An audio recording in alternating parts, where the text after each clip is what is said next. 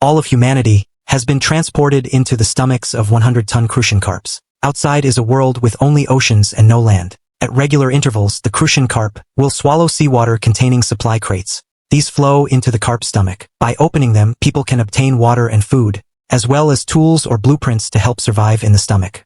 The carp also swallows dangerous marine life. Humans must constantly develop and grow to have any hope of survival. The carp feeds on algae. Every time it eats, a large amount of seawater flows into the stomach. After the water is drained, a massive amount of algae remains. At this point, the carp will stop swimming to digest the algae in its stomach. The algae moves very slowly toward the digestive pool at the base of the stomach. Because I gained a golden finger that allows me to hear the giant fish's inner thoughts, I learned that if I actively throw the seaweed into the digestive pool, it speeds up the carp's digestion. The carp will then swim for a longer period. As a result, the supplies I get every day are more than anyone else's. But while I was moving the seaweed this time, an accident occurred. My arm was sliced by something, leaving a long wound. I backed away in a panic. Then the sound of a shell clapping against the fleshy walls echoed through the space. Because my arm wouldn't stop bleeding, I needed to find a way to bandage it as soon as possible. Holding my breath, I slowly approached the pile of seaweed. Finally, I saw the appearance of that unknown creature. It was an abnormally large shrimp. There was a sharp spike on its head. My arm must have been sliced by that spike, but it didn't seem particularly aggressive, could only twitch and bounce in place. In an instant, my fear subsided, replaced immediately by anger. Since I had no medical supplies, I could easily die from an infected wound. In a fit of rage, I kicked the giant shrimp away, preventing it from scratching me again with its spike. Then, from my own undergarments, I tore off a strip of cloth. After performing a simple wrap to stop the bleeding, I continued moving the seaweed to the digestive pool. However, every time I reached out, I became extremely cautious, in case there was a second giant shrimp. When all the seaweed was moved, I started pondering how to deal with this giant shrimp. Actually, I had thought about just kicking it into the digestive pool, but I was a bit reluctant. That hard shell on its body, if I could peel it off intact, could perfectly cover my forearm. If I encounter aggressive creatures in the future, it would provide some defense, and the spike on the shrimp's head could be used as a knife. With that in mind, I decided to finish off the giant shrimp. I picked up a piece of wood from the supply box and hurled it directly at the shrimp. Then, I unleashed a barrage of blows on its vulnerable head. It took 10 minutes of smashing to finally kill it. I stepped on the giant shrimp's body with one foot and stomped hard on its head with the other. The spike snapped off under my weight. After that, I picked up the spike and slowly peeled the shell off the giant shrimp. Looking at the translucent shrimp meat, I swallowed my saliva. I wished I had some fire. I don't usually eat raw meat, especially not raw meat from an unknown world. I didn't dare eat it raw. At that moment, the stomach space began to vibrate slightly. I knew the carp had started swimming again. After putting the shrimp meat into the supply box, I looked at the simple bandage on my arm. Blood was already seeping through. I knew such a crude treatment definitely wouldn't be enough, so I opened the World Trade Interface on the system to see if I could trade for something to use for medical treatment. But most people were currently trying to trade for food, which made me very nervous. Fortunately, after a persistent search, I finally saw a message about trading medical items. 1 medical hemostatic bandage for 3 loaves of bread. Medical supplies are lifesavers. First come, first served. I frowned and muttered, 3 loaves? That's highway robbery. But my arm was bleeding through. I couldn't afford to delay. However, I only had 2 loaves of bread, which wasn't enough for the trade. So I clicked on the trader's avatar, deciding to negotiate the price. Friend, 3 loaves is too much. Is 1 loaf okay? The other party quickly replied, no way. This is a life-saving item. Look at the trade channel. Who else is trading medical supplies? What's the matter, brother? Are you injured? I didn't plan on telling the truth to avoid the other party raising the price even more. Not at all. It's just that I have a strong sense of crisis, so I like to be prepared early. Well, what you say makes a lot of sense, brother. In that case, my medical hemostatic bandages aren't for trade anymore. I'll keep them for my own rainy day. Thanks for the reminder, brother. I panicked immediately. Wait, friend. How about 2 loaves? Haha, brother. You're actually hurt, aren't you? He'd figured it out. But it made sense. It's only the second day in this world. While most people are trading for food, I'm the only one wanting medical supplies. That speaks for itself. 2 loaves and a bottle of mineral water. This is my last bit of food. If you won't trade for that, then I can't help it. I sent this message with finality, and it really was all the food I had. If the trade succeeded, I would only have 2 bottles of water left. If today's 3 supply boxes didn't contain food, I'd have to survive on water alone. Brother, don't think so poorly of people. I won't hike the price on you. Let's do this. 1 loaf of bread and 1 bottle of water. I'll trade with you for that. Seeing this message, I was overjoyed, but it felt a bit surreal. Did I really meet a good person? The trade information sent by the other party had indeed been changed to 1 loaf. I clicked trade without hesitation. In the supply box, the bread and water flashed blue, and then vanished instantly, replaced by a roll of medical hemostatic bandage. I immediately took it and untied the cloth from the wound. I used half a bottle of water to painfully wash the wound, and then wrapped it properly. The bleeding finally stopped. Just then, a private message popped up on the system interface. Brother, you see I didn't take advantage of you. Can you tell me how you got injured? I gave a soft chuckle. Truly a smart person. He obviously wanted to do me a favor, and then learn the cause of the injury from my mouth. After all, inside the carp's stomach, everywhere is soft flesh. Getting injured is actually quite difficult. Therefore, the reason I got hurt is naturally vital information, and I didn't hide it. I told him directly about the giant shrimp. Shortly after our conversation ended, the sound of seawater came from the esophagus. I quickly moved the algae oxygen tank next to the esophageal membrane. This area was least affected by the impact of the seawater. Then I stacked several supply boxes on top of the algae oxygen tank. The seawater wouldn't reach them. This way, I wouldn't have to carry the boxes every time. After the seawater receded, a new supply box had arrived. Obtained 10 stones. Obtained 10 soil. Obtained 10 hay. Why is it all materials? I need food. I only have 1 loaf of bread left. After some time, the carp swallowed a second supply box. Ding. Obtained blueprint for small planting box. Even though it wasn't food, I was still pleasantly surprised.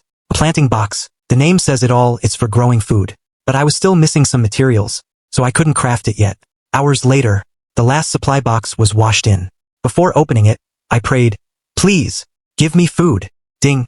Obtained 1 apple. Obtained 1 banana. Well, it was indeed food, though it was fruit, and not as filling as bread, could barely last me until the day after tomorrow. At that moment, the giant fish's voice echoed in my head. Ah, so tired. Going to sleep. So I went to rest as well. When the carp started moving again, I woke up with it. Now I just had to wait for it to feed. During that time, I opened the world chat channel, planning to check on the other survivors. Big shots. I'm out of food. I only have 1 watermelon seed left. Can anyone help me out for just 1 loaf of bread? What use is a watermelon seed? We don't even know how to plant things yet. And you want a loaf of bread for it? Man, stop shouting. You've been shouting since yesterday. Currently, everyone gets just 1 crate a day. Getting food is purely down to luck. Most people are short on food. Who would trade for a useless watermelon seed? Seeing this message, I thought for a moment. Watermelon seeds could definitely be grown in a planting box. So I clicked on that person's avatar and sent a message. He replied quickly, Big brother, do you want to trade for the watermelon seed? Yes, but I'm not trading bread for it. I'm trading raw shrimp meat. It doesn't matter, as long as it's edible. But brother, where did you get shrimp? He was clearly surprised. I briefly explained to him how I obtained the shrimp meat. I'm not used to eating raw meat, and it will go bad in a few days anyway. So I'll just trade it for your watermelon seed. Thank you so much, big brother. In the next second, the watermelon seed was traded over. Whoa, this shrimp meat is huge. Brother, my name is Nyoziku. If you ever need my help with anything, don't hesitate to ask. It's fine, we should help each other. After the pleasantries, I closed the system interface. After a while, the carp started feeding. I prepared to move the seaweed. Fearing another attack from giant shrimp, I put the shrimp shell I peeled off yesterday on my forearm. It was my defense. Then, before moving the seaweed each time, I would carefully poke around it a few times. Sure enough, I encountered 3 giant shrimp. Even more than yesterday. But because I had the sharp spike, dealing with them was easy this time. Soon, today's first supply box washed into the stomach space. Ding! Obtained canned peaches. I was delighted. This is good stuff. High sugar content, provides plenty of energy. Happily, while waiting for the second crate, Nyoziku sent me a message. Big brother, do you have any more of that barbed lobster meat? I was stunned for a moment. How do you know it's called a barbed lobster? It's in the bestiary. I discovered it by accident. I immediately opened the bestiary. Indeed, a new creature had been added. No wonder they always hide in the seaweed. Turns out their food is algae. But a question immediately popped into my mind. Wait, why hasn't anyone else encountered the barbed lobster? After careful consideration, a possibility occurred to me. Could it be because I help the carp digest faster every day?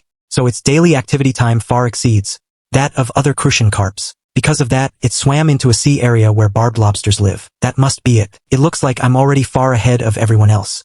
However, this news didn't make me happy. I was actually a bit worried. The further we get from the starting sea area, the more marine life we will encounter. What if the carp swallows a creature I can't currently defend against? Then I'd be dead. Big brother, this barbed lobster meat is good stuff. After eating it, it adds a point of strength. So I want to use a blueprint I just got to trade you for another piece of meat. Seeing this message, I was instantly stunned. Barbed lobster meat can actually add attributes. What blueprint did you find? Armor blueprint. It's called a spiky helmet. It seems to be made from barbed lobster shells. I was thrilled once again. Isn't that perfect? Just what I needed. An armor blueprint delivered right to my door. I chose to trade without hesitation. Then I immediately checked it out. Required for the spiky helmet: intact barbed lobster shells and 3 cloth strips. I had exactly 5 shells, but I didn't have cloth yet, so I decided to see what today's crates would yield first. If I didn't get cloth, I'd go to the trade channel and buy some. Then, I took a piece of barbed lobster meat from the box. I planned to taste it. Surprisingly, the taste wasn't bad at all. Ding! Consumed barbed lobster meat. Strength +1. After hearing the system prompt, I quickly opened my attribute panel. Strength really had increased by 1 point, but I didn't feel any physical change. Probably because it was only 1 point, so it wasn't obvious. 2 or 3 hours later, today's second crate washed into the stomach. Obtained 10 stones. Obtained 10 wood. Obtained 10 cloth. I thought, here it comes. Then I opened the spiky helmet blueprint. Clicked craft. 3 shells and 5 cloth pieces. Dissolved into blue light. Quickly, a helmet with 3 vertical spikes on top appeared in my hand. I tried it on. The size was just right. Then I took it off. Carefully placed it in an empty supply box, intending to wear it tomorrow when moving grass. Just then, Nyoziku sent another message. White dove. I ate the lobster meat I picked up, but I didn't get a strength point this time. I nodded, not surprised. It seems that currently, the lobster meat only adds strength the first time you eat it. Feeling relieved, Nyoziku revealed an apologetic tone in his message. White dove, that blueprint I traded you was quite rare. Can you add 1 more lobster meat to the trade? I only had 2 to begin with. 1 was traded to you, and I ate the other one myself. Tomorrow, if I can get another one, I'll give you another. I didn't mind much. After all, an armor blueprint is definitely more valuable than a piece of lobster meat. However, I couldn't be sure if Nyoziku was telling the truth. What if he ate the second piece, and it still added strength points?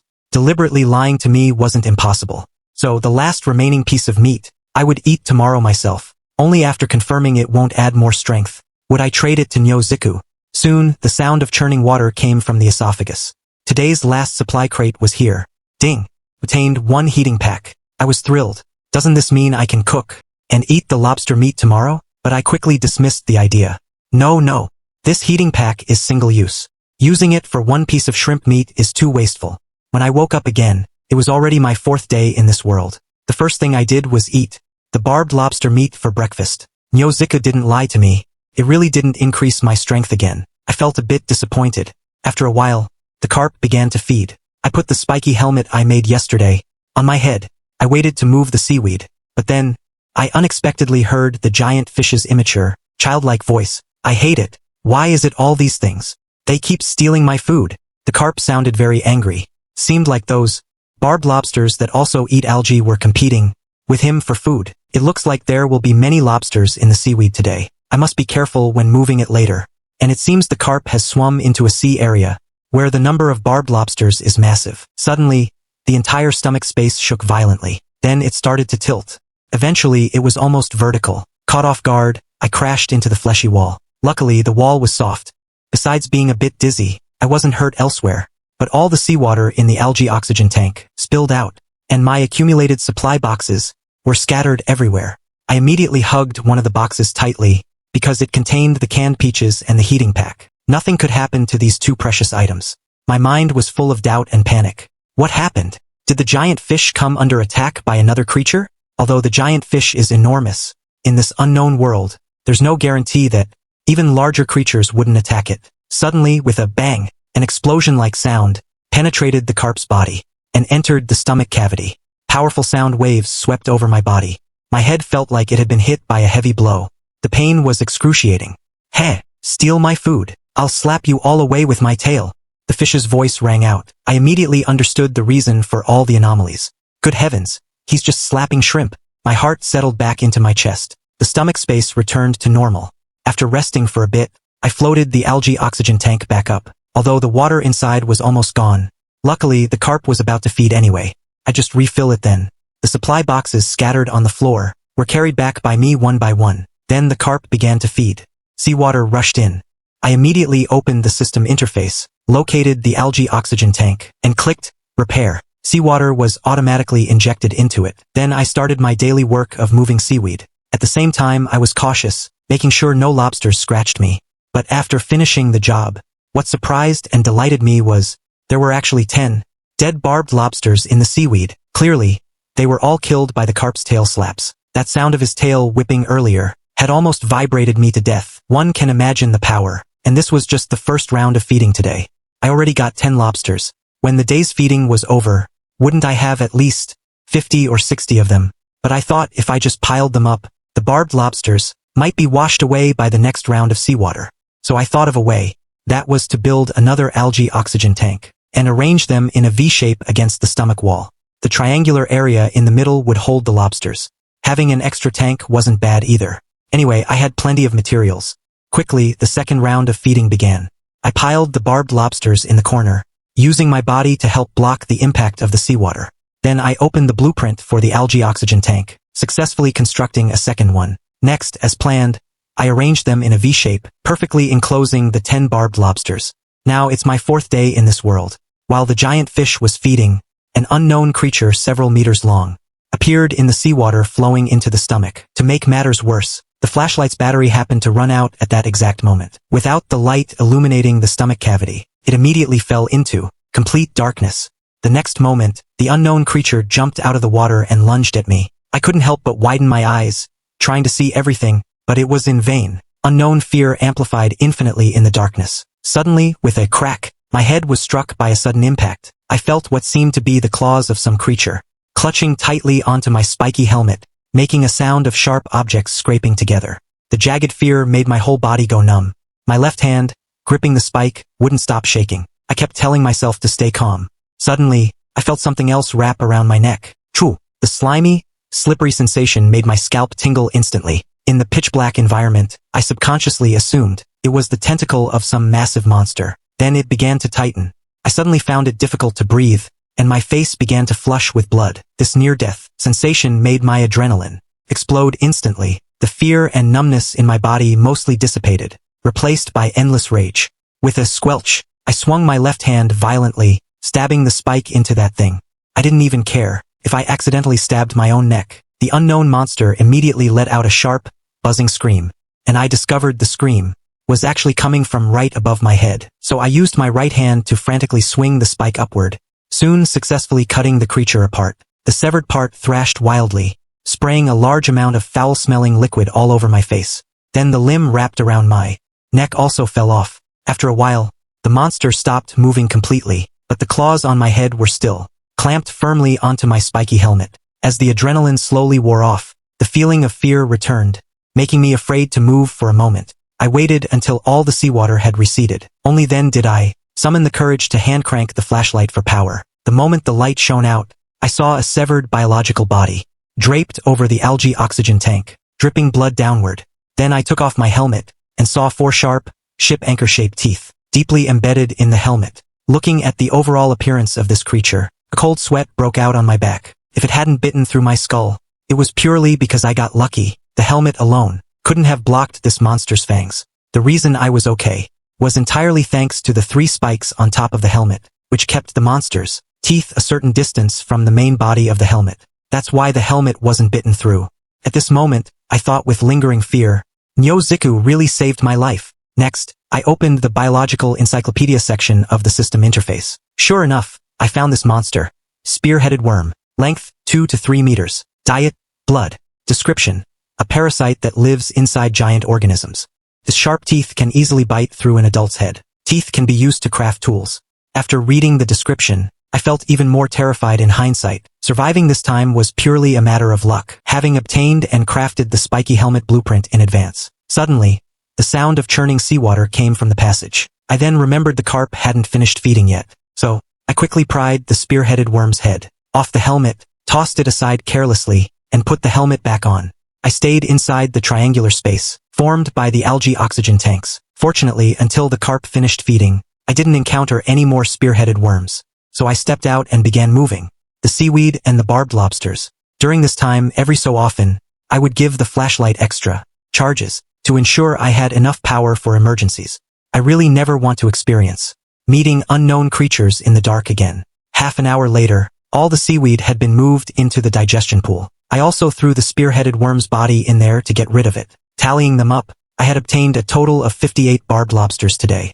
8 of them were fresh and alive, having escaped the carp's attacks, so their carapaces were intact. They could be used to make spiky helmets. The carapaces of the remaining 50 were badly shattered, making them completely useless for crafting, so I decided to trade them away on the trade channel later. Next, I opened the system interface, clicked on Nyo Ziku's avatar, and sent over 3 barbed lobsters as a gift, along with a newly crafted spiky helmet. A while later, today's first supply box arrived. Ding! Obtained 1 iron ore, 1 copper ore and 10 sand. I was slightly surprised. I could actually get metal ores from these. Next, I prepared to trade with other survivors. I did some simple math regarding the lobster meat. Today is my 4th day in this world. Other survivors can only obtain 1 supply box per day, including the one given by the system on the first day. They have a total of 5 supply boxes right now. But with my accelerated digestion, the distance the carp swims every day is about 3 times that of other survivors. I encountered the barbed lobsters on the second day, so after calculating, I guess some people should start encountering barbed lobsters today. Thinking of this, I immediately opened the world chat channel. Sure enough, I saw someone discussing it. Holy crap, have you guys encountered shrimp dozens of centimeters long? There were even more skeptics below. Buddy, are you so hungry you're having hallucinations? Clearly, only a few people have encountered the barbed lobsters so far, so a sense of urgency rose within me, because in a few more days, all the other survivors will have encountered them. By then, the value of the barbed lobsters will be greatly reduced. So without much hesitation, I split the 50 barbed lobsters into 5 different trade methods and listed them on the trade channel. Each trade was for 10 lobsters. The first was 1 barbed lobster for 1 blueprint. The second was for food, 1 lobster for 1 can, 1 bread, and 1 bottle of water. The third was for medical items, 1 for 1 set. The fourth was for metal ores, 1 for 10 units. The fifth was for basic materials, 1 for 50 units, 50 fan jiao yi zhi. Then I sent a message on the world chat channel. Selling barbed lobster meat. Check the trade channel. 交易频道可见. Eating barbed lobster meat increases strength. Limited quantity. 数量有限. First come, first served. The message immediately caused an explosion of activity. Some questioned me, and others discussed it. You've played too many games, haven't you? Strength points? What an idiot. I don't know if he's an idiot, but you certainly are. There's a character panel in the system interface. The reason that panel exists is precisely for adding points, isn't it? Just like that, many people started considering whether to trade with me or discussing which of my 5 trade methods was more worthwhile. Soon, other survivors started trading with me one after another. Before long, I had successfully traded 43 lobsters. The remaining 7 were listed for blueprints. Obviously, this showed that blueprints were very rare, and most people who found them would definitely consider keeping them for themselves first. 3 hours later, the carp had swallowed the second supply box, but still no one had traded a blueprint. So I thought helplessly, I'll just use these 7 to trade for basic materials. Then I casually opened the second supply box. Ding! Obtained 3 bottles of mineral water. Looking at the large amount of supplies I had traded for, I muttered with a smile, not bad, even though I'm not short on water now. Next, I checked the 3 blueprints I had obtained through trade. Wood Foundation Blueprint, Iron Dagger Blueprint, and Spiky Leg Guard Blueprint. My attention was immediately drawn to the Spiky Leg Guard Blueprint. It seems it and the Spiky Helmet are part of the same set. I wonder if I can complete the whole set. Then I immediately used all 3 blueprints. The Wood Foundation requires 20 wood. The Iron Dagger Blueprint requires 1 iron nail and 1 wood. I was stunned. Where would I find iron nails? It looks like this dagger won't be crafted anytime soon. The Spiky Leg Guards only need barbed lobster shells, not 8 but 10. Although I only have 5 shells right now, I should be able to craft them tomorrow. After looking over the blueprints, next was checking the food I exchanged for 10 iron cans, 10 loaves of bread, and 10 bottles of mineral water. I won't have to worry about food for a while. Medical items. 9 were medical hemostatic bandages, and the rest was a box of anti-inflammatories. The metal ores totaled 100 units, 50 iron ore, 50 copper Oregon. Finally, the basic materials. Totaled 500 units. Then I prepared to craft a wood foundation. To see what it was like, I opened the blueprint and clicked, build. Immediately, a surface supported by 4 wooden piles appeared before me. I instantly let out a joyful shout. This height is just enough to not be submerged by seawater. I won't have to be soaked in seawater several times every day anymore. These past few days I've been constantly wet and sticky. That feeling was truly hard to describe. In my happiness, I was also a bit worried. Is the wood foundation strong enough? Will it be washed away by seawater? So I gave it a hard push and discovered the 4 wooden piles seemed to have grown into the stomach wall space. It wouldn't budge at all. Afterward, I built 6 wood foundations in a row, forming a 2x3 platform. Then I moved all the supply boxes onto the platform. I no longer have to worry about the boxes being washed away. Then I remembered the small planting box blueprint. Could the reason I couldn't build it before be because I didn't have a foundation? Thinking of this, my eyes lit up, and I immediately clicked, build small planting box. Sure enough, it was successful. Then, I planted the watermelon seeds in the small planting box. But there's no sunlight here. I don't know how long it will take for the watermelon to ripen. With nothing left to do, I lay directly on the dry wooden platform to rest. 3 hours later, the 3rd supply box arrived. After waiting for the seawater to recede, I jumped down to open the box. Ding! Obtained. Titan Giant Fish Growth Accelerating Food Encyclopedia. Fragment. I could roughly guess the purpose of this encyclopedia. It must list the types of food that can make the fish grow faster. However, there was only 1 fragment that day. It was useless for now. The next day, as the fish was feeding, I woke up on the foundation. Remembering the scene of being attacked by the spear-headed worm, I immediately retreated to the innermost part of the foundation to avoid being dragged into the water by it. After carefully scanning the area several times, I found that, in the water, there were no traces of spear-headed worms swimming. I immediately breathed a sigh of relief, but soon, another unexpected thing happened. 2 points of light slowly lit up in the water, like 2 eyes, staring fixedly at me from within the water. After the seawater receded, the light sources surfaced. 2 glowing spherical creatures appeared on the surface. I approached cautiously, then drew the spike from my waist and gave one a poke. The light gradually dimmed. I subconsciously took a few steps back, in case this was some kind of attack by the creature. But it seemed to have no interest in me. It just moved its 4 tentacles below, to right itself. Then, this dimmed body emitted light once more. I couldn't help but wonder what kind of creature this was, so I immediately opened the biological encyclopedia. Sunlight sphere insect. Length, 10 centimeters. Diet, blood. Rating, a bioluminescent parasite. It's not aggressive. It might be useful for illumination. I was a bit speechless. Another parasite, though it's much cuter than the spear-headed worm. Then I suddenly thought of something. Its name is sunlight sphere insect. Doesn't that imply it can provide sunlight for the watermelon seeds? Thinking of this, my heart couldn't help but race with excitement. I carefully picked it up from the ground. I saw those 4 tentacles start waving around. Because they couldn't suck any blood, the light on its body also quickly dimmed. Next, I went to the small planting box, bringing the sunlight sphere insect near the stomach wall. The 4 tentacles immediately attached themselves to it. As it began to feed on the blood, it emitted light once again. I prayed silently in my heart, hoping it would be effective, and let the watermelon seeds sprout. I also caught the other sunlight sphere insect and put it there. Soon, the carp's first feeding session ended. This time, I didn't encounter any attacking creatures like the spear-headed worm. There were only 5 barbed lobsters. I decisively dealt with them. After moving the seaweed, I opened the world chat channel, wanting to know the current status of other survivors. Sure enough, most people had encountered the lobsters, and there was some extremely bad news. Someone had realized and proposed a theory. Does moving the seaweed into the digestion pool increase the distance the giant fish swims? As soon as this was said, frenetic discussion immediately broke out in the world channel. This caused a strong sense of crisis to rise within me. If everyone else discovers this method, my lead will vanish completely.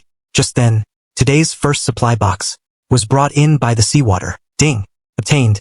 1 Titan Giant Fish trial voucher. I was stunned. What is this? The item was as big as a banknote, and entirely golden.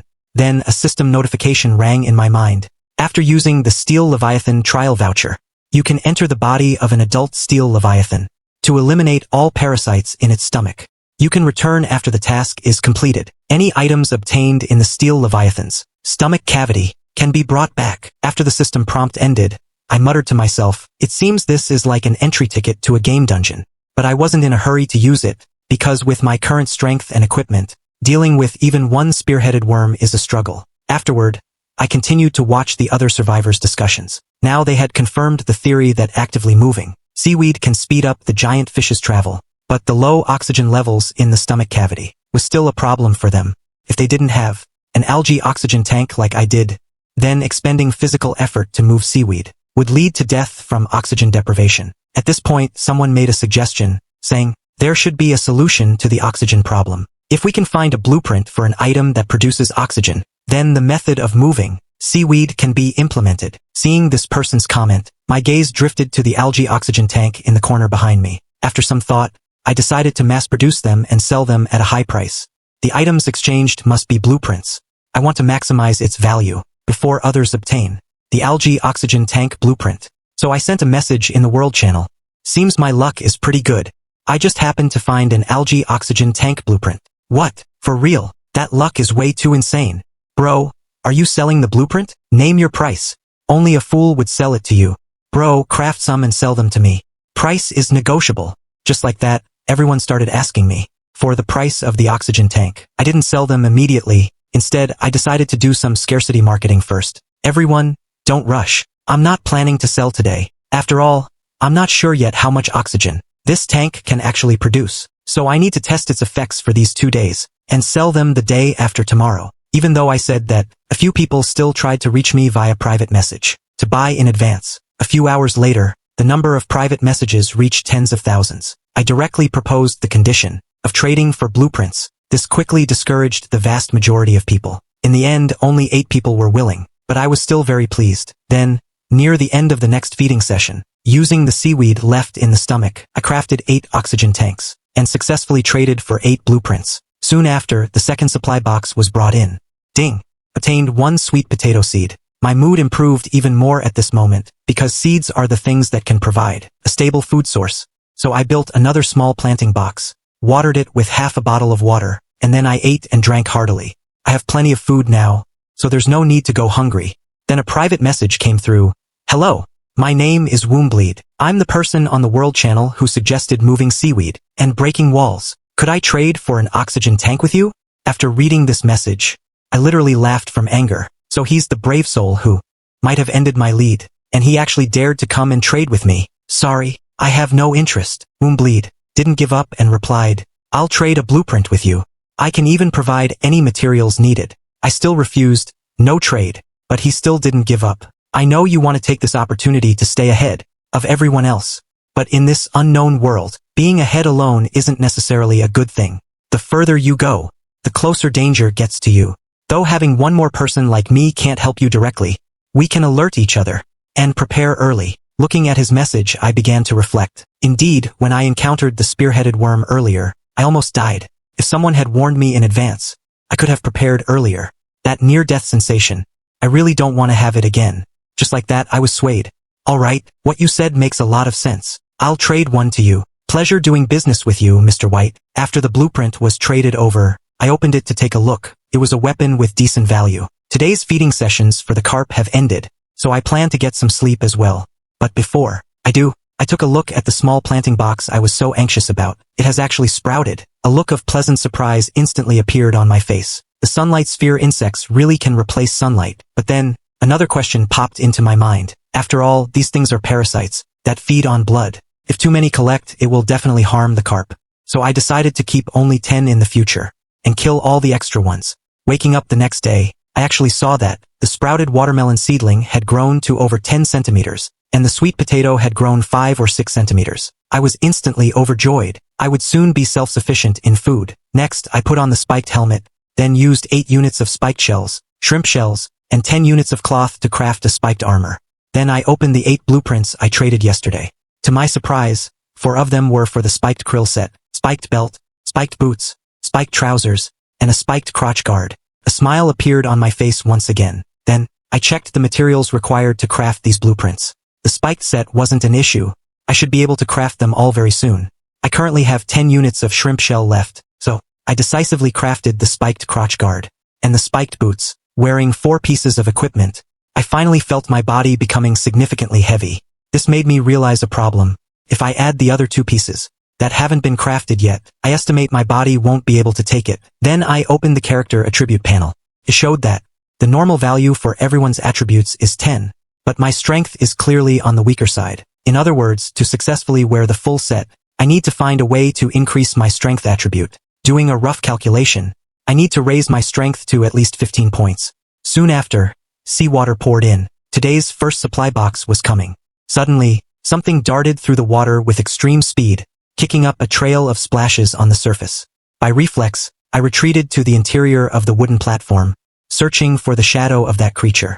My expression was extremely solemn. I thought that creatures only got carried in by seaweed during the carp's feeding phase. Now it seems that when the carp swallows supply boxes, creatures can enter as well. Fortunately, that thing didn't seem to have any intention of attacking me. Instead, it was desperately trying to escape this narrow space. After a while, the seawater receded completely. I saw a 1-meter-long band of light, bouncing incessantly on the ground. It wasn't until a while later, when it seemed to lose its strength, that its glow gradually faded away. So I walked over cautiously, and picked it up. It wasn't very heavy, about 20 or 30 pounds. Then I opened the biological guide. Smooth skin barracuda, 1 meter long. Description: skin is smooth, extremely fast in water. If struck, it can injure muscles and bones at best, and internal organs at worst. The meat is firm and chewy. The skin can be used to craft diving suits. After reading the description, I felt lucky that I had already built the foundation. If I had been hit by it in the water, the consequences would be unthinkable. I also learned that this fish is edible. I just don't know if it can increase attribute points. Like the spiked shrimp, this made me a bit nervous. What I need most right now is to increase my strength. Then, using the spiked dagger, I turned it into sashimi. After eating a third of it, the system's voice rang out, "Ding! Consumed smooth skin barracuda, constitution +1, speed +1. I was overjoyed. It actually added 2 types of attributes. Even though it wasn't the strength I hoped for, being able to add 2 attributes at once still made me very happy. At this moment, Nyozi sent me a message, "Bro White, thank you for the spiked shrimp and the helmet from 2 days ago. I just opened a recipe. I'm giving it to you now, Bro White." My eyes instantly lit up, because it was a recipe for making fertilizer. Talk about perfect timing. With fertilizer, I can accelerate the growth of food in the planting boxes, and reach self-sufficiency as soon as possible. Ding! Low-grade fertilizer crafting recipe.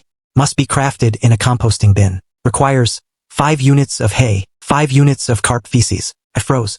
I have the composting bin and the hay, but where do I find carp feces? Can it be obtained in the digestion pool? Thinking of this, I suddenly remembered the poop scooper blueprint I obtained earlier, and it all clicked. The poop scooper must be for going to the digestion pool, to scoop up carp feces.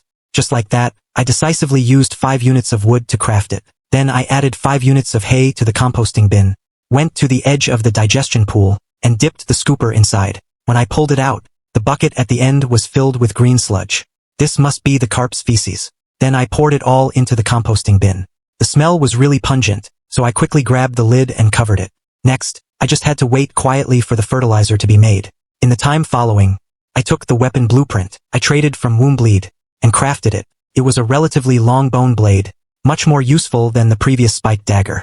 Then I listed the smoothskin barracuda on the trade channel, hoping to trade it for a rare blueprint. Next, I crafted a large number of algae oxygen tanks, and frantically traded for basic resources on the world channel. By now, most people have already come to know me. Some are even speculating if I obtained some kind of golden finger cheat, wondering how I have so many advanced resources. Afterward, using the spiked krill shells I traded for today, I successfully crafted the spiked chest plate. It weighs about 40 pounds, but no matter how heavy it is, I have to wear it. At least it can protect my body. Before going to sleep, I checked the situation in the planting box. The sprouted watermelon seeds have already grown, vines which put me in a great mood. Waking up again, it was my 7th day in this world. The first thing I did was open the lid of the composting bin. Clumps of dark green dung balls flew right out. I was so startled I quickly dodged. Then a notification rang in my mind. Ding! Obtained 10 units of low-grade fertilizer. Usage reduces crop growth time by 10%. My face lit up in joy. I decisively took a supply box, reaching in without a second thought, to put 8 units of fertilizer inside. Then I went to the small planting box, and tried throwing the remaining 2 fertilizer balls into it. As soon as the fertilizer balls touched the soil, they immediately melted into a thick green liquid, and seeped directly into the ground. This should count as successful fertilization. It's actually quite convenient. Soon after, the sound of surging seawater came from the esophagus. The carp had started feeding. I quickly gripped the bone blade in my hand, crouching down into a state of high alert, preparing for any danger I might encounter next. Suddenly, the water surface churned violently, and a flesh-colored, tube-like body that made my heart go cold appeared before my eyes. It was another spear-headed worm. My heart instantly trembled. This thing had almost taken my life before. Every time I recall it, I still have lingering fears. As the emotion of fear flooded in again, the hand holding the bone blade shook involuntarily. My physical strength was also slowly draining, because the spiked armor on my body was too heavy, and I had been maintaining this battle-ready crouching posture. Time passed slowly. Finally, the water level began to drop, indicating the carp had finished feeding. Next, once the seawater was all drained out, I would be much safer. Just as I breathed a sigh of relief, the water surface suddenly exploded, and a large mouth lunged out, biting my helmet. Though I was startled, I immediately calmed down, because the 3 spikes on the top of the spiked helmet once again blocked its mouth. Without hesitation, I fiercely swung the bone blade, and slashed hard at the body in front of me. This weapon was much stronger than the previous spikes. With one strike, it sank into the body, and a large amount of disgusting liquid flowed out. A piercing scream came from above. Unmoved, I swung the bone blade again. But just as I was about to cut its body completely in half, the water surface exploded with another sound. Suddenly, another spear-headed worm bit my spiked leg. Armor, followed by a massive pulling force that dragged me sideways into the water. I was terrified. I wanted to surface to breathe, but the force pulling my head and leg was immense, and the 100 kilograms spiked krill set I was wearing made it even harder to surface. Time ticked away, and the feeling of suffocation grew stronger. In such a desperate situation, I knew I had to give it my all. Steel my heart, I exerted all my strength, and hacked away fiercely with the bone blade.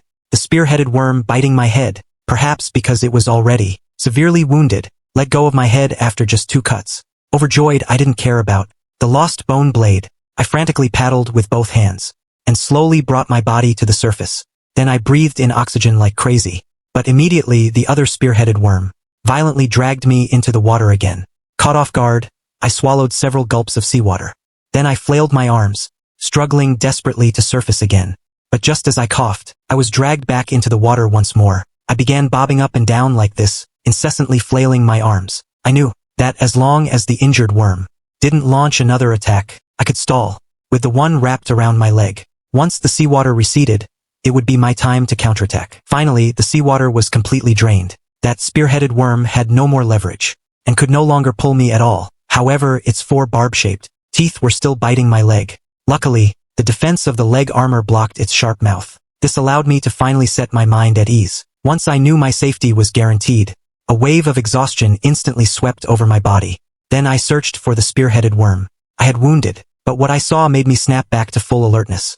That injured spear-headed worm was actually lying on the ground, sucking the blood of the giant fish. I immediately let out a cry of alarm. Drawing strength from somewhere, I broke free from the restraint on my leg, picked up the bone blade I had dropped, and killed the worm by my leg in a few slashes.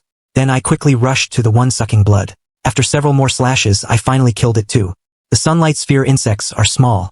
Sucking a little bit of carp blood is one thing, but the mouth of a spear-headed worm is so large. If it kept sucking like that, it would be disastrous. I carefully pried the teeth, attached to the stomach wall, loose, but then, I saw a tennis ball-sized round puncture in the stomach wall.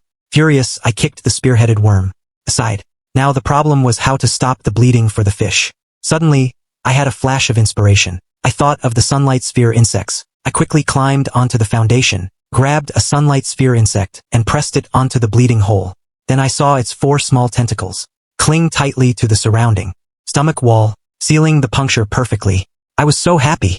This method actually worked. Now that all the crises were resolved, that overwhelming sense of fatigue returned. But I still couldn't rest, because the carp's feeding phase wasn't over yet. The next wave of seawater was coming soon. At that moment I thought to myself that even though this spiked set is very heavy, protected me very well during the attack I just faced. In this light, the importance of equipment is self-evident. At the same time, I realized something. Whenever there is seawater in the carp's stomach, I don't actually need to observe it. I can simply hide until the seawater recedes completely, then check if any creatures came in. As for a hiding spot, naturally it would be behind the stone algae oxygen tanks. The first time I encountered the spear-headed worm in the water, it was by standing in the corner, formed by the algae oxygen tanks, that I blocked the worm from attacking me underwater. So, I exerted myself to move the algae oxygen tanks. onto the wooden platform. This caused the space on the foundation to be severely compressed. In an area that was only 6 square meters, now there's only about 2 square meters of activity space left. At this moment, I seemed to have used up the last of my strength. I felt exceptionally exhausted. I simply didn't have the energy to go down and move seaweed. A while later, the carp fed again. I hid behind the algae oxygen tanks as planned, staying there until the entire feeding phase ended. No more accidents occurred during that time. Now that I've eaten some high-sugar canned food and rested for so long, my energy has recovered a lot. After confirming no large creatures were present, I finally went down. I moved seaweed for 2 hours in peace. Once finished, I climbed onto the tiny bit of space left on the foundation. To rest, there were still 3 hours until the carp's next feeding. At this point, Wombleed sent me a private message. Mr. White, I'd like to trade some things with you. I have zero goodwill toward this person, and since I was very tired, I replied directly, if you want a second algae oxygen tank, you'll need to trade a blueprint with me. Haha, Mr. White, you've got it wrong. I want 20 algae oxygen tanks, and a full set of spiked krill armor. I was speechless. Is this person mentally unstable? Talking nonsense. Mr. White, why don't you first look at the item I want to trade? Gold thread fruit. Seeds of gold thread seaweed. Usage adds 5 points of strength. After reading this message, I instantly shivered all over. 5 points of strength. That is exactly what I urgently need right now. With these 5 points of strength, I can easily handle the heavy spiked armor set on me. Currently, it's my 7th day in this world. I have obtained a full set of equipment made from spiked shells, but it all adds up to 100 kilograms. For someone with low strength attributes like me, wearing it is a huge burden. So, I traded for a plant called gold thread seaweed on the World Channel. The fruit it produces adds 5 strength points. This is exactly what I need most. Then, I opened the seaweed planting box, blueprint and crafted it. I saw a stone trough, twice as large as an algae oxygen tank, appear before me. 2 hours later, when the carp swallowed today's second supply box, the seaweed planting box automatically filled with seawater. Then I carefully planted the gold thread seaweed inside. Next, I opened the supply box. Ding! Obtained 1 equipment slot. I froze for a moment, then I saw a prompt on the character attribute panel. After opening it, I found an extra box on the interface. Finally, a voice rang in my mind.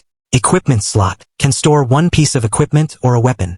I was instantly overjoyed. Then I tried putting the heaviest spiked chest plate into it. After a flash of blue light, the spiked armor instantly disappeared from my body and appeared in the equipment slot.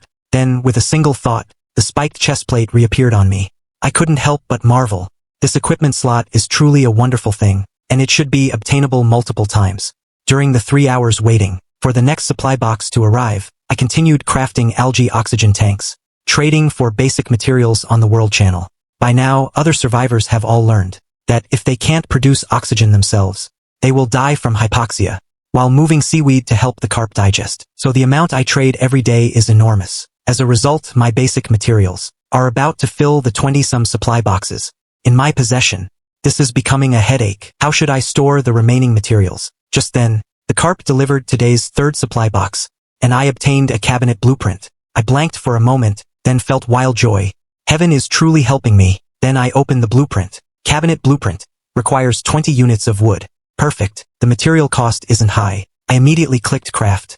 20 units of wood flew out of the supply box and formed a wooden cabinet in mid-air, 2 meters tall and 1 meter wide. According to the description in the blueprint, the interior of the cabinet has 100 slots, and each slot can stack 100 units of materials. In other words, one storage cabinet can store 10,000 units of basic materials. All my current basic materials combined only amount to over 3,000 units, not even filling half of the cabinet space. Most importantly, the storage cabinet has a small footprint. Once it was placed, I immediately transferred all items from the 22 supply boxes into it, then threw the useless empty boxes into the digestion pool. My 8th day in this world. Right after waking up, I went to check on the gold thread seaweed.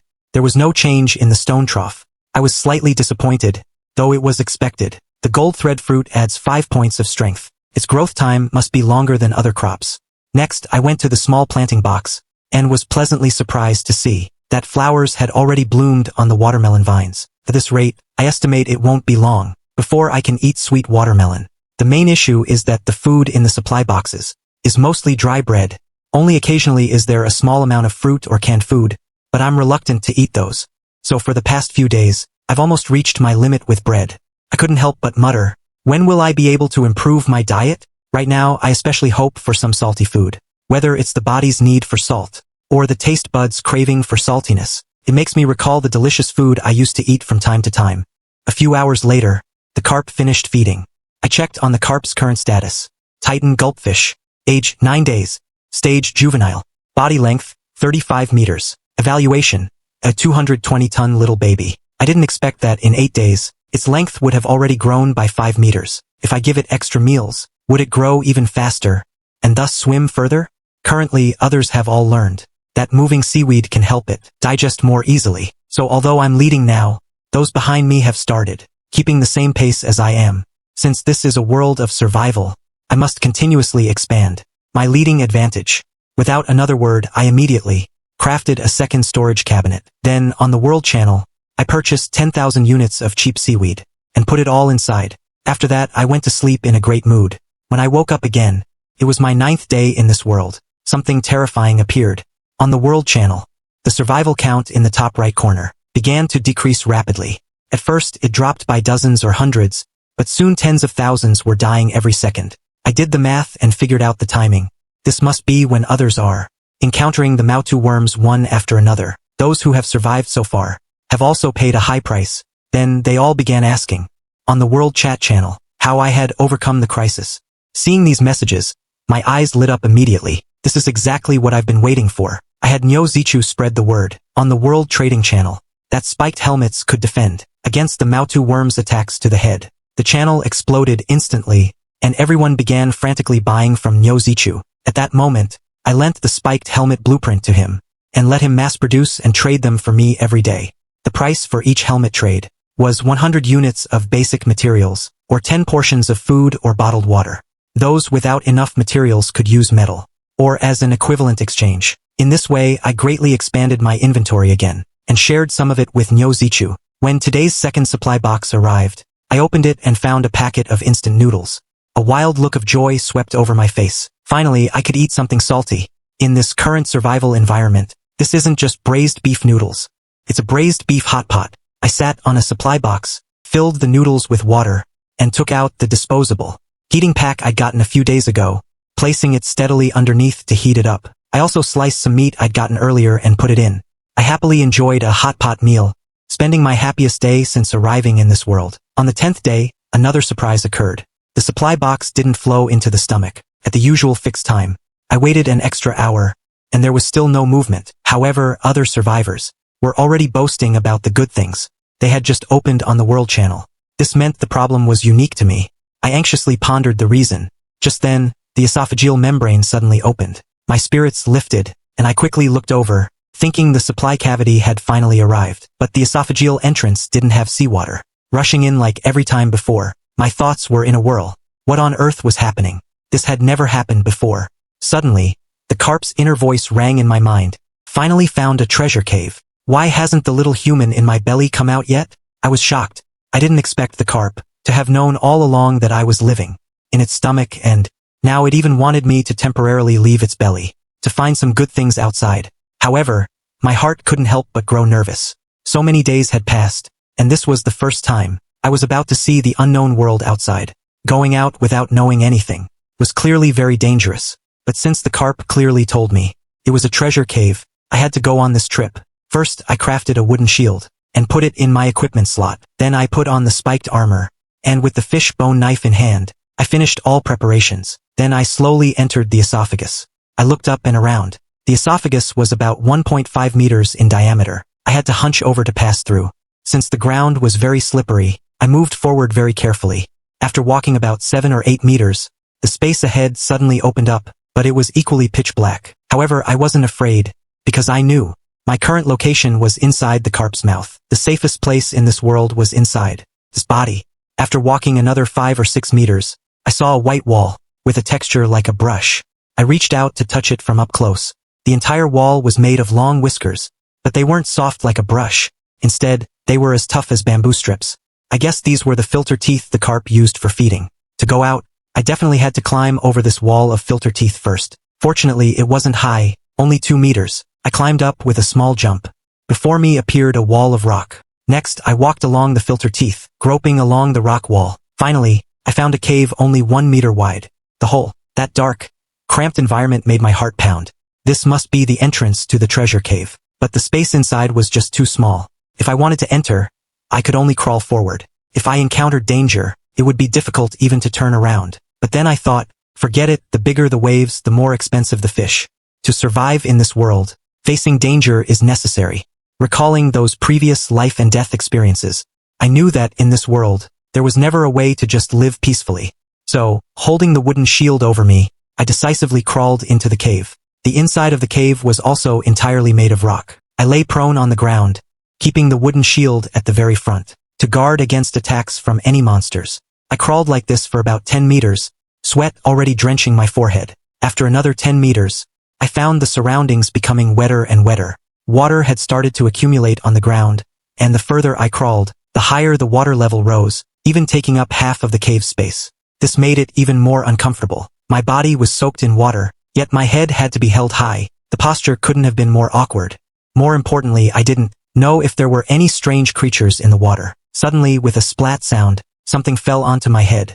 I quickly reached up to feel it, and saw it was a glob of translucent slime. Disgusted, I quickly shook it off, but suddenly, something underwater swam past my arm. I was so startled that I jerked up.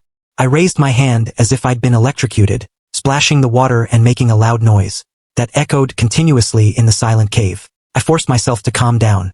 The turbid water combined with the low light made it impossible to see what was under the surface. So I looked up at where the slime had fallen from. This look absolutely disgusted me. The top of the cave was covered in that slime. It looked as if some kind of creature had left it behind while crawling past. But I endured the nausea and continued forward.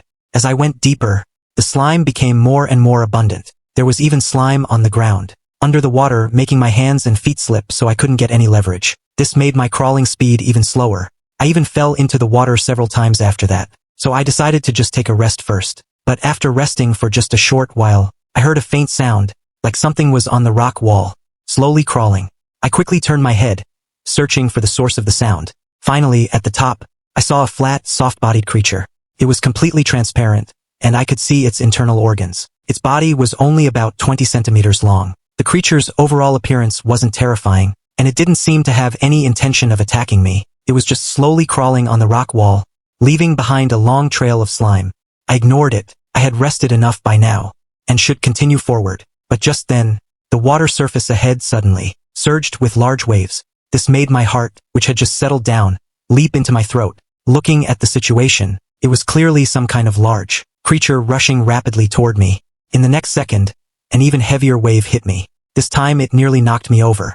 I knew that large creature would be here any second, and my heart was in my mouth. Suddenly, a terrifying impact force slammed hard against the wooden shield.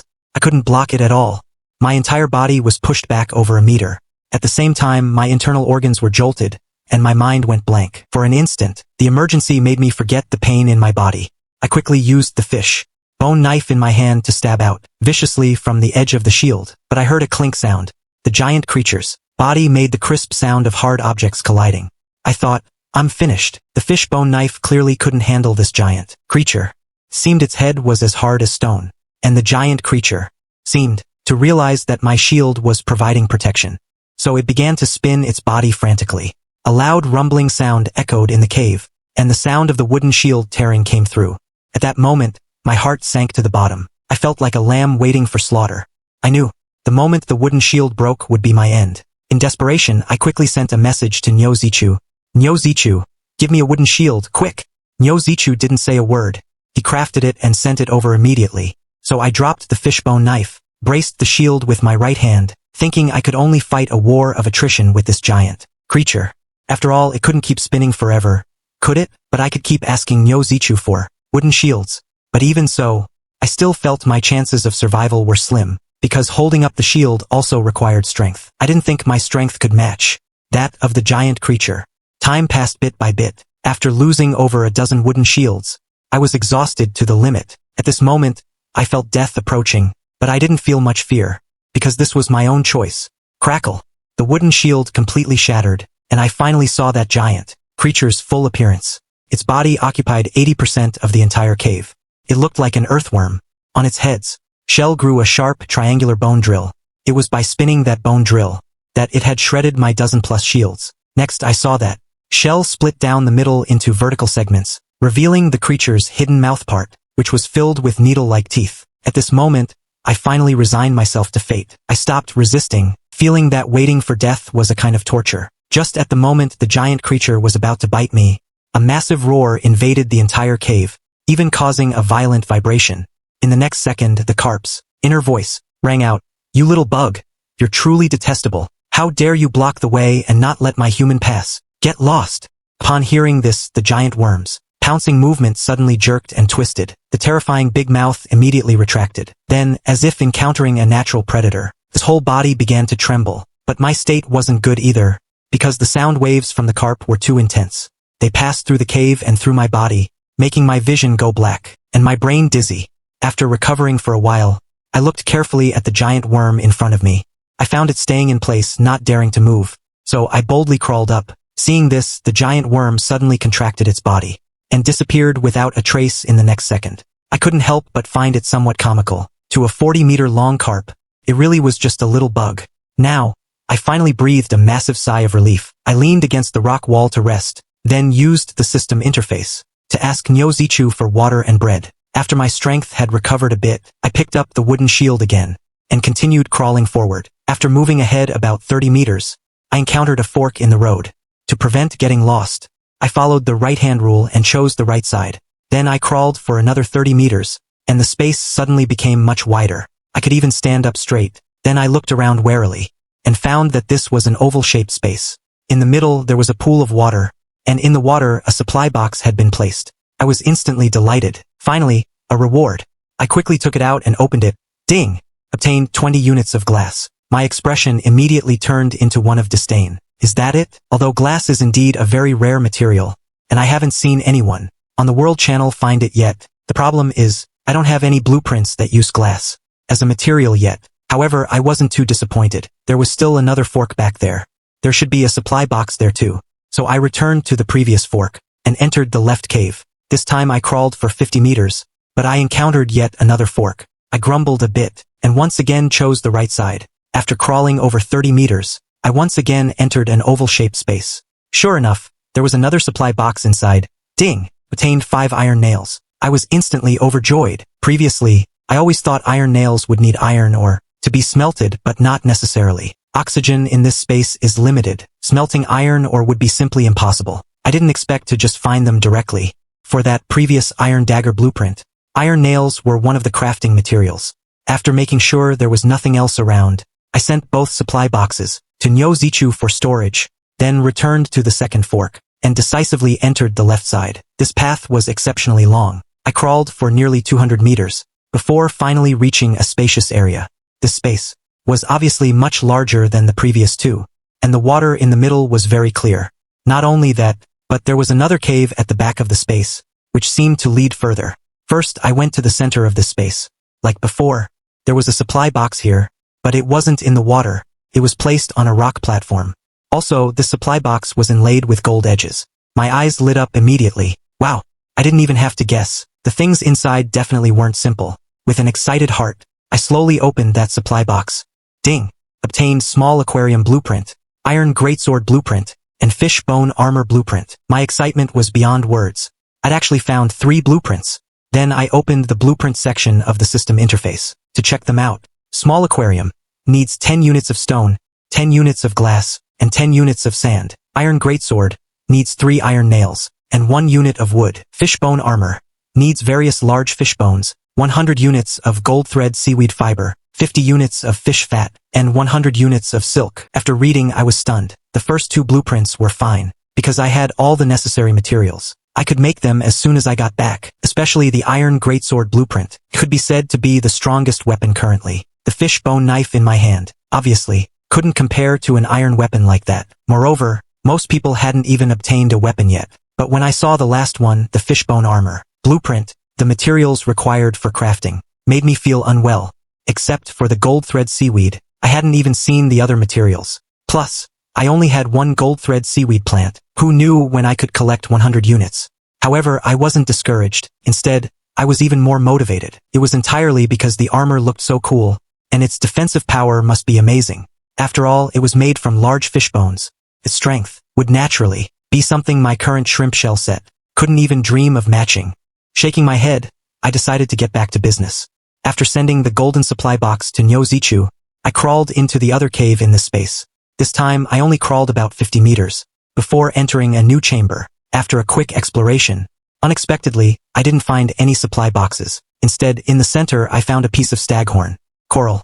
It was blood red all over, with a thin layer of blood floating around it. I didn't know exactly what it was. After hesitating for a moment, I decided to touch it, to see if I could unlock a biological entry, to check the information on this coral. So, I gave the blood red coral a cautious tap. After nothing unusual happened, I opened the bioencyclopedia. It had indeed been updated, unlocking 2 new creatures.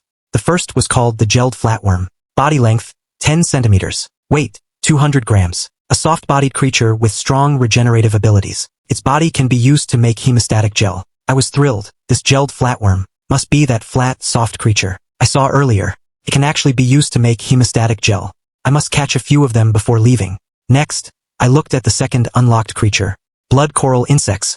Body length, 3 millimeters. Weight, 0.05 grams. Dietary type, blood. Tiny creatures that live in colonies on blood coral can be used to make waste blood powder. I was a bit confused. What exactly was waste blood powder used for? The description wasn't clear. Regardless, I was going to take some back. But how to take them back was a problem.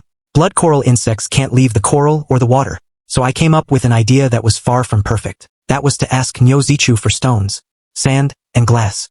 I opened the blueprint interface and crafted a small aquarium. Then I filled the inside with clear seawater and placed the coral inside. I then sent it to Nyozichu to store it with him for the time being. I continued forward. There was another cave at the back of this space. Filled with anticipation, I began crawling again. But soon, I noticed something different. This cave actually had 5 forks. I was stumped for a moment. How was I supposed to choose? Left with no choice, I still chose the one on the far right. I don't know how much time passed. Suddenly, I felt a breeze blowing from up ahead. I was instantly overjoyed. There was wind. That meant the exit was just ahead. I immediately sped up. After a dozen meters, I finally crawled out of the cave. I started shouting like a madman, "I'm out! I'm finally out!" Ha ha, I couldn't help it. After crawling in that cave for so long, the oppressive feeling of that dark, cramped space had made me feel somewhat desperate at times. But after the initial joy, I was completely stunned. How could there be stars in the sky? Looking at the star-studded sky, I was totally dumbfounded. Didn't I return to the mouth of the crucian carp? Then where am I? It's been 10 days since I came to this world, and this is my first time seeing the outside world. Although it was night, the sea surface wasn't dark, because there were 10 moons in the sky. At that moment, the crucian carp's voice echoed in my mind. "Little human, why did you go outside? It's very dangerous. Come back quickly." I was startled. The crucian carp's voice sounded quite urgent. Clearly, in its eyes, I was far too fragile. Staying outside alone was very unsafe. And I was obedient. I immediately returned to the cave and started crawling back. But after crawling for a while, I encountered 2 more forks in the road. I was completely lost. I simply couldn't find my way back. The crucian carp's voice rang out again.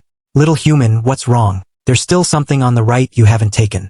My confused expression immediately turned into joy. It seemed the crucian carp could sense the situation inside the cave. Then I could just follow its guidance. So I obediently crawled to the right. After that, whenever I reached a fork, the giant fish would let out a confused thought, and I would crawl according to its prompts. After 4 or 5 forks, I finally entered another chamber. This place was filled with piles of long, strip-shaped mud. I picked up a lump with my hand, and the system prompt rang out, "Ding! Obtained 1 unit of Dunyanyu worm droppings." I was shocked upon hearing that, and hurriedly threw it away. Then I continued searching around. The crucian carp's voice had clearly indicated that this was the place where the last treasure was kept. But after searching for a long time, I didn't find anything else. There was nothing but mud and more mud. Could it be that these are the treasures? After thinking about it, it made sense. After all, they can be used as fertilizer. Maybe these Dunyanyu worm droppings can make the plants I grow inside the fish's stomach grow faster. So I asked Nyozichu for some empty supply boxes and a shovel. Once I finished digging this up, I could go back to the fish's stomach and get some good rest. As I was digging, the little mound gradually collapsed, and suddenly I saw something different. The top of the mound was reflecting a crystalline light. My heart skipped a beat. There was actually a treasure buried inside. So I immediately sped up my digging. until the entire mound became a small pile of mud. I finally saw it clearly. It was a very strange-looking plant. It was about half a meter tall, with 3 branches coming off the trunk, adorned with leaves made of crystal. It was very beautiful. At the ends of the branches, there were stone-like fruits hanging. I had no idea what this plant was, so I decided to touch it. But as soon as I touched it, a stone fruit fell right off. I reacted quickly and caught it. The next moment, a system prompt appeared in my mind. Obtained 1 rock fruit. I was stunned. This stone was actually the fruit of a tree. Since it's a fruit, it should be edible, right?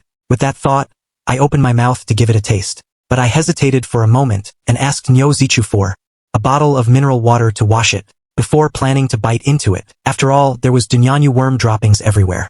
Then I put the fruit in my mouth and bit down hard, but I only heard a loud crack. I almost shattered my back molar. The rock fruit didn't budge at all.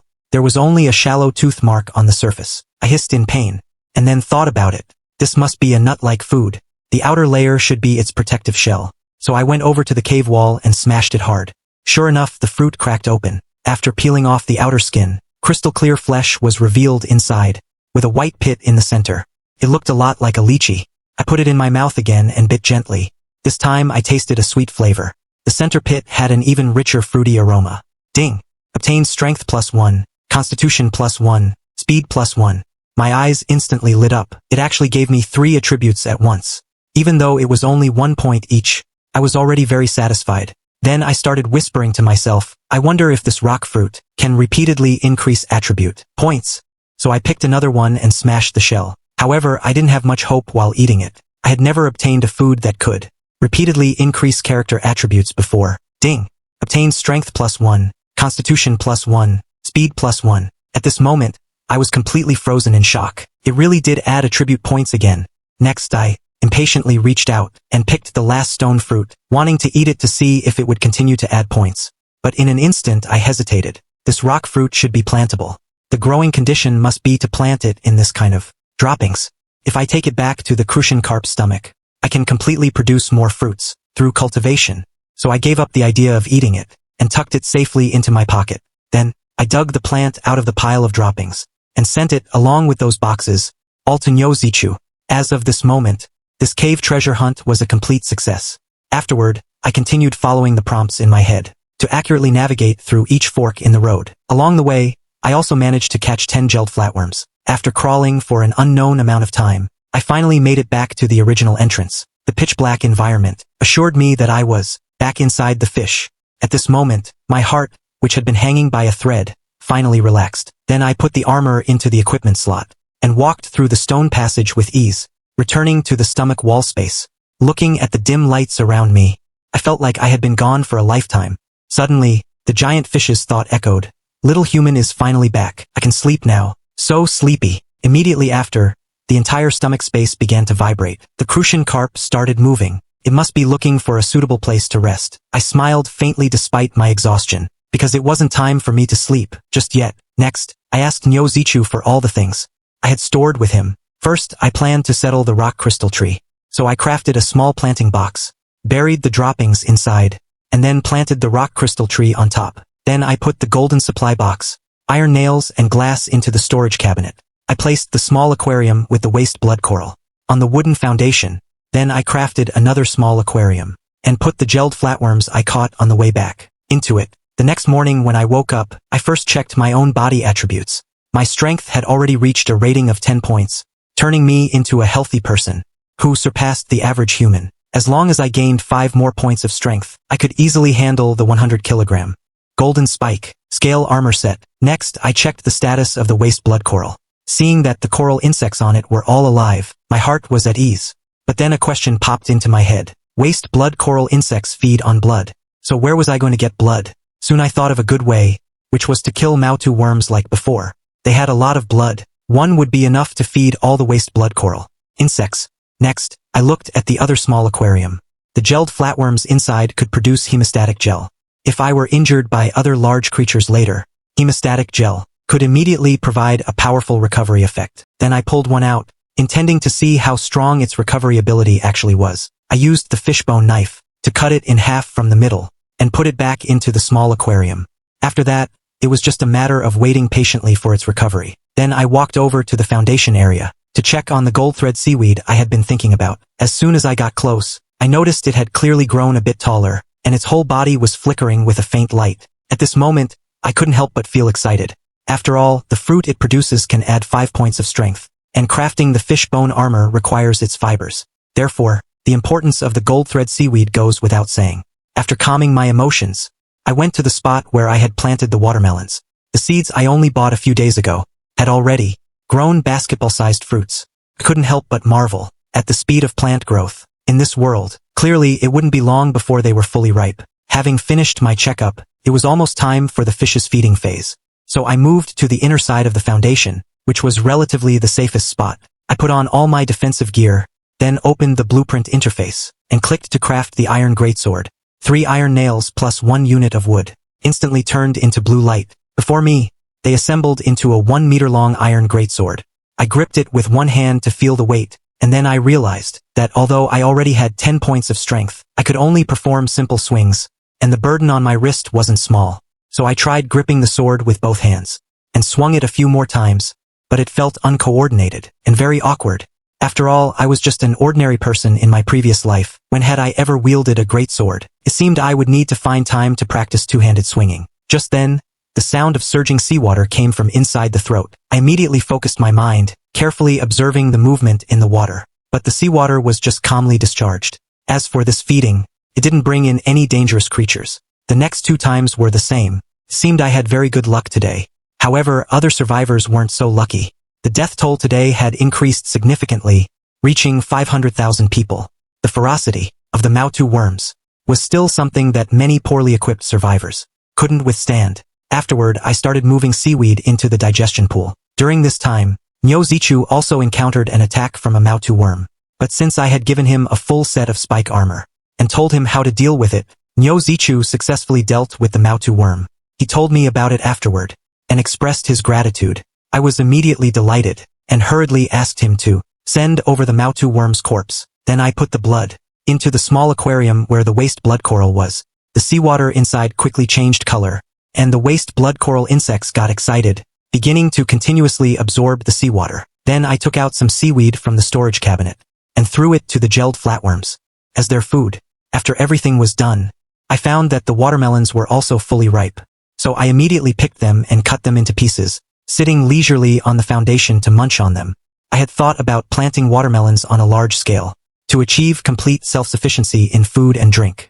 But at the very least, it would require 20 to 30 small planting boxes. The required area is currently impossible for me to arrange reasonably, although the stomach space has grown a bit, along with the crucian carp these past few days. To reasonably plant a large patch of watermelons, I estimate the stomach space would need to grow to at least 100 square meters. Next, I sent some watermelon to Nyozichu, and then thought of Miss Zigong. I had pondered before that since there were chat and trading channels in this world, then teams and gangs would definitely appear. So I intended to develop my own team too, and thus invited Miss Zigong. This woman is very shrewd. We might not necessarily become friends, but she might be a good candidate to work with. At this moment I felt it was time for this woman to show her loyalty with a pledge. So I sent her a message. Miss Zigong, shouldn't you hand over one of the blueprints you've traded for recently to the team? Miss Zigong was clearly stunned by my request. Mr. Bai, not only are there 0 benefits for joining your team, but you want a blueprint from me right from the start. Contributing to the team is only my duty. Furthermore, it is the foundation upon which we build trust. Then, after some back and forth, I finally said, Ms. Zigong, if you think my demands are excessive, then our team doesn't need to be formed. Seeing this, Zigong Chushue immediately grew tense. She knew clearly that the resources in my hands are currently the most abundant in this world. Even if she started her own group, she could never outpace my solo development. Therefore, she decided to hand over that disadvantageous blueprint. Just like that, I began browsing the blueprints she held. One blueprint called the Stone Mortar and Pestle immediately caught my eye. Waste blood powder. To make it, one needs to grind down the waste blood coral, and a crucial part of the production is having a proper grinding tool. So, I decisively chose that from Zigong Chushue. She didn't say much and sent it over directly. Next, I sent her some of my leftover watermelon. She immediately asked how I obtained it, clearly surprised. Hehe, I grew it myself. If you want to be able to farm for yourself later, then contribute well to the team. I knew this woman was different from Nyozichu. Nyozichu is very simple, I can make him work for me through diligence. But Zigong Chushue must be driven by self-interest. After the conversation ended, I crafted the stone mortar and pestle. I planned to grind out the waste blood powder right away, to figure out its use. Inside the crucian carp's stomach space, the seawater that was previously stained by the blood of the spearhead worm had become clear again. Clearly, it had all been absorbed by the waste blood coral polyps. Moreover, the overall size of the blood-boiling coral seemed to have grown slightly. It seems that as long as more blood is provided, the growth rate of the coral will increase. With that, I snapped off a small piece without hesitation and placed it in the stone mortar. First I crushed it, then I ground it in circular motions. I didn't know to what extent it needed to be ground, so the finer the better. I don't know how much time passed, but a system notification suddenly rang in my head. Ding! Obtained, small portion of blood-boiling coral powder. Upon consumption, Constitution +3, for 10 minutes, Strength +5, Speed +5, and accelerated recovery from injuries. Can only be consumed once per day. I was instantly overjoyed. This effect is simply incredible. Currently, although my strength has increased to 10 points, moving in the 100 kilogram spiked shrimp armor set is still a bit of a burden on my body. Therefore, this 10-minute buff from the powder is a literal life-saving tool for me. In my excitement, I decided to test its effects immediately. So, I poured it all into my mouth, took a gulp of mineral water and swallowed. Ding! Constitution +3, Strength +5, Speed +5. I immediately felt the blood in my entire body boiling. My skin began to flush slightly red. An unprecedented sense of power instantly flooded my entire body. Then I immediately checked my character panel. Strength, 15 points. Speed had reached 19 points, far exceeding a normal person's. Next, I quickly donned the full set of spiked armor, held the wooden shield, and picked up the iron broadsword. Although I could still feel the weight on my body, the burden was noticeably much lighter than before. Under the pressure of this full set, I was able to run nimbly for the first time. However, as for that 19 points of speed, I didn't feel it that clearly. It must be suppressed by the weight. So I took off the entire spiked armor set and ran freely within the stomach space. Now, my speed could absolutely crush the world sprinting records of my previous life. Suddenly, the system notification rang again. Ding! 10 minutes have passed. Strength -5, Speed -5, blood-boiling powder buff has expired. In that moment, I felt completely drained.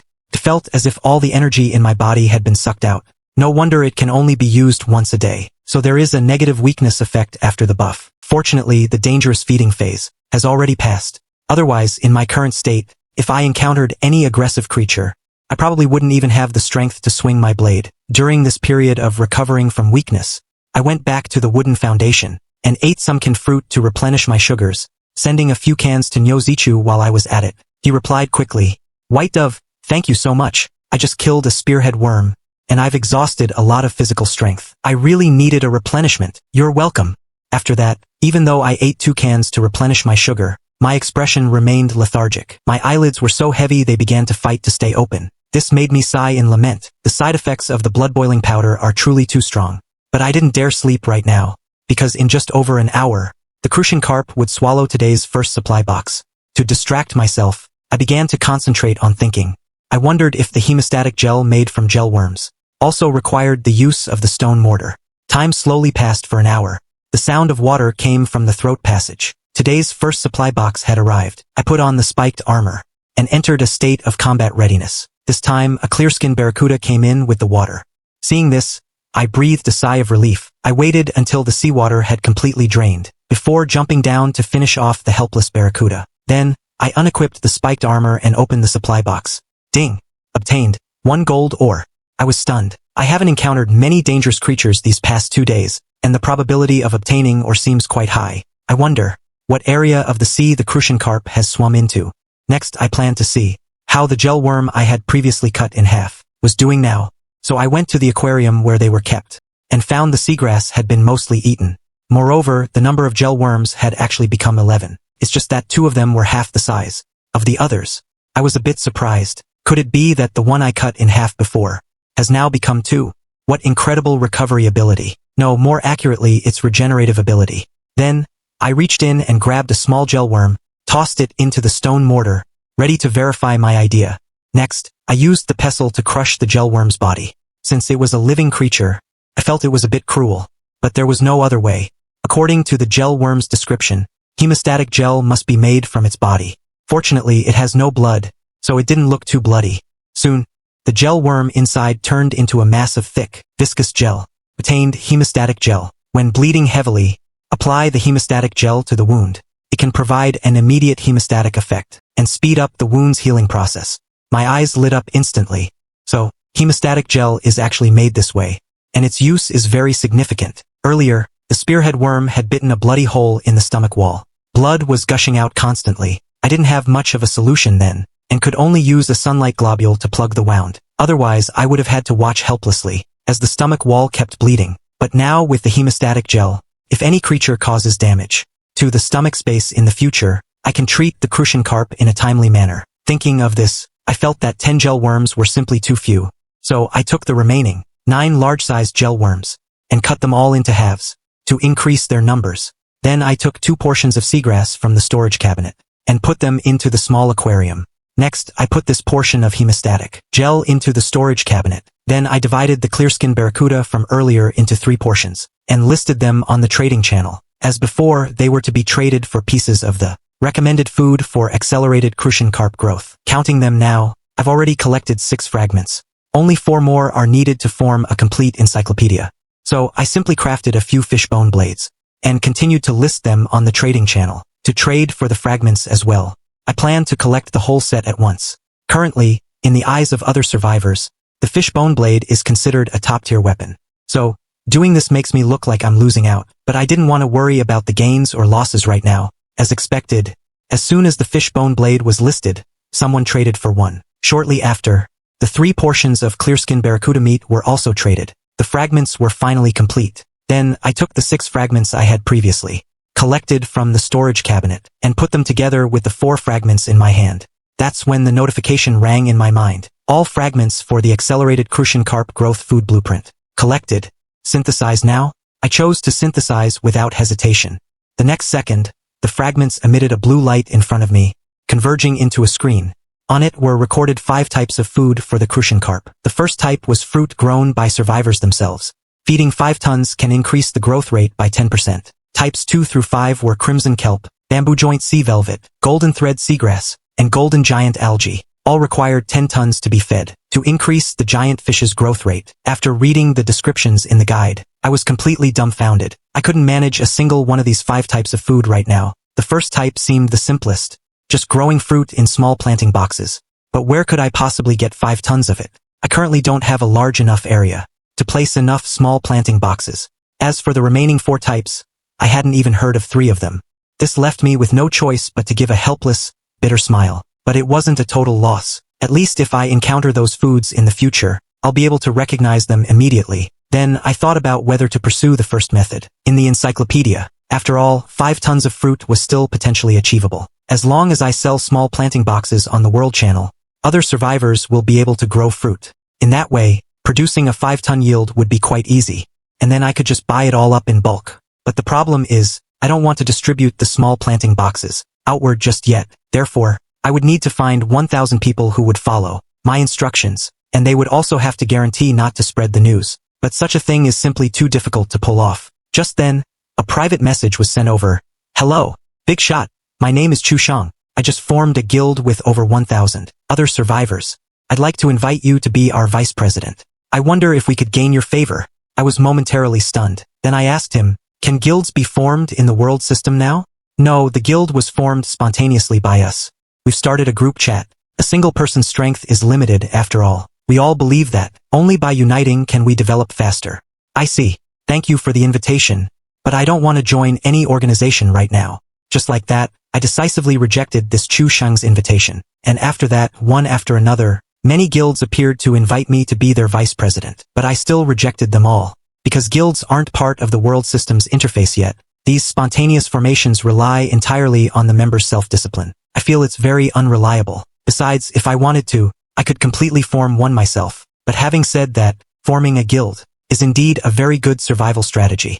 It can concentrate the resources of many people together for use. For example, some valuable blueprints can be sold to each other more cheaply within a guild. But the premise is that everyone must follow the rules.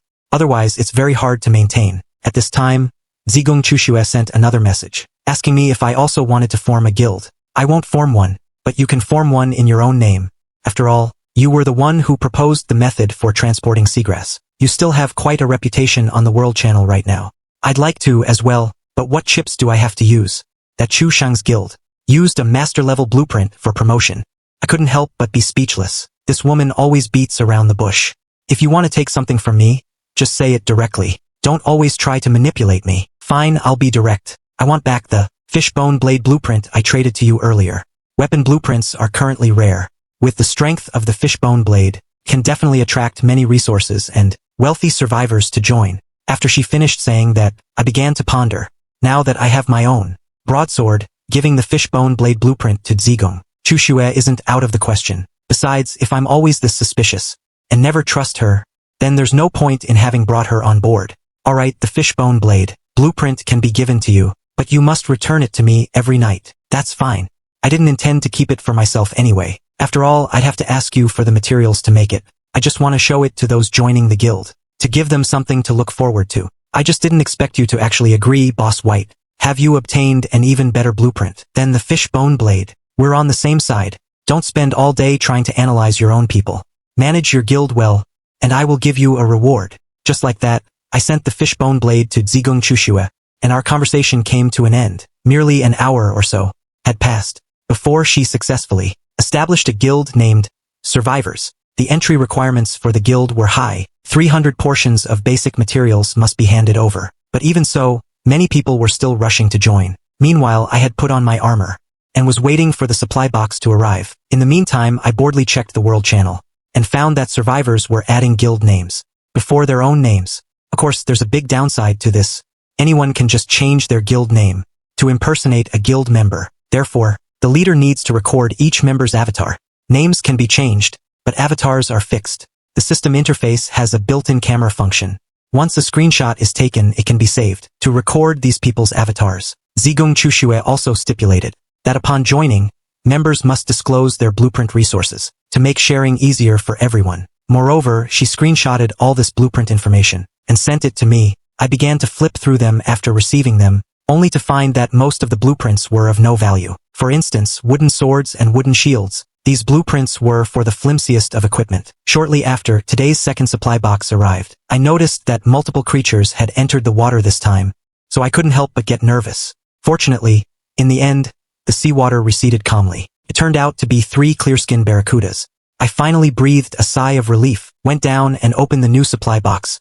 Ding! Obtained diving suit blueprint. I took a deep breath. No wonder 3 came in at once. It turns out they were sent here to make the diving suit. I then used the blueprint. Crafting the diving suit requires 5 portions of clear-skinned barracuda skin and 20 portions of cloth. So I used spikes to skin the 3 fish completely, then clicked to craft. From the storage cabinet, 20 cloth pieces and 2 fish skins flew out, simultaneously turning into blue light with the 3 fish skins before me, transforming into a completely smooth diving suit. My eyes lit up instantly.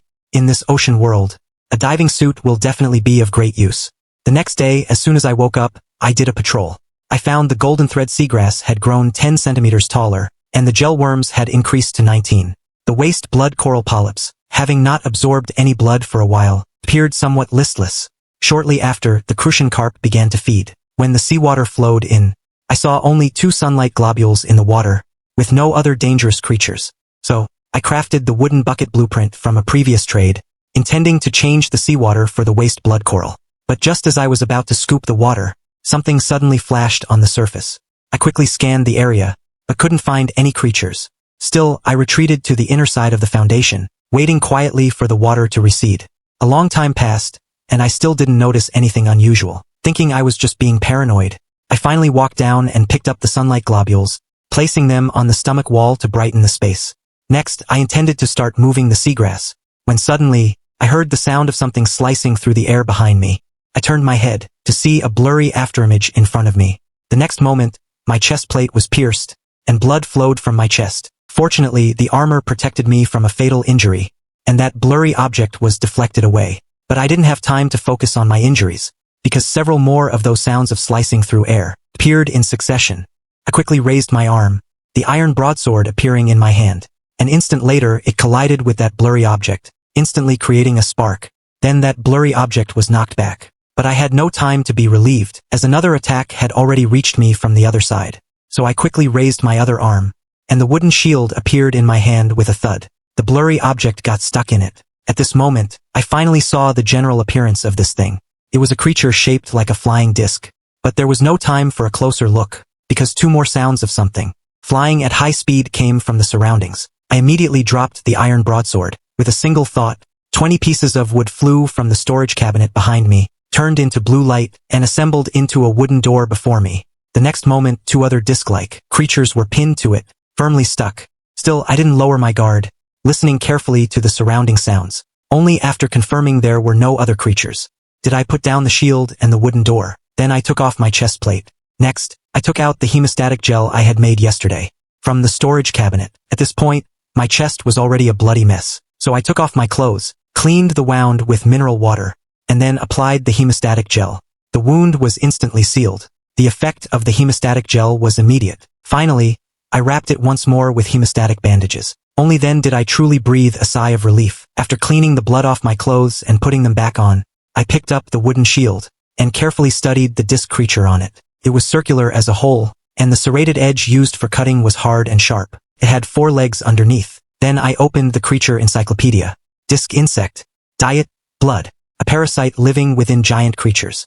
It can easily take a human life in a heartbeat. The body can be used to make saw blades. After reading this, I felt terrified. It's only been a few days since the spearhead worm appeared, and now an even more dangerous parasite has arrived. And because it's so small, it's very hard to detect when it attacks. The spearhead worm needs seawater to unleash its full strength, but the razor disc insect is the opposite. In seawater, it actually loses its footing, making it unable to utilize its amazing speed and jumping ability. Therefore, it only attacks when the seawater recedes. At this moment, I can't help but sigh. The space inside this crucian carp stomach is becoming increasingly dangerous. Next, I killed all of these razor disc insects and put them into the storage cabinet, saving them to be used as saws later. Then I opened the system interface, using the iron nails from the storage cabinet to upgrade the damaged spiked suit. Finally, I put on this new set of armor, before feeling safe enough to begin moving the seagrass. This time, the clock was ticking. Just as I finished moving everything, the fish's second round of feeding began. I continued to watch the movement in the water vigilantly. I saw a flesh-colored, long-shaped body roll across the water's surface. It was a spearhead worm. At the same time, I saw that same flash as before. My brows furrowed deeply. Misfortunes truly never come alone. Both types of dangerous parasites have arrived this time. If I just wait for the water to recede like last time, it definitely won't work. When the time comes, if the spearhead worm and razor disc insect attack together, I certainly won't be able to handle it. So I made a bold decision. While the razor disc insects are in the water and unable to launch an attack, I'll proactively dive in to solve the spearhead worm first. With that, I gathered all my strength, took a deep breath, and lunged into the water like a starving tiger. Before the spearhead worm could react, I swung the iron broadsword and hacked away at it. Seawater splashed everywhere, and the surroundings were soon stained with its color. The spearhead worm was finally sliced in half by me. Next, I hurriedly dragged its corpse onto the wooden foundation and placed it in the aquarium with the waste blood coral. After all, such a large amount of blood shouldn't go to waste. Doing all of this had already consumed more than half of my stamina, so I retreated to the rest area to recover and prepare for the razor disc insects once the water receded. During that time, I kept my eyes fixed on the water, only to discover an unexpected situation. The razor disc insects were actually gathering together. I was stunned. Could it be because of the spearhead worm's blood? After all, razor disc insects also feed on blood. Seeing this, I was overjoyed. This was the perfect chance to wipe them all out at once. Because razor disc insects cannot rotate their bodies quickly in water, they don't possess much attacking power.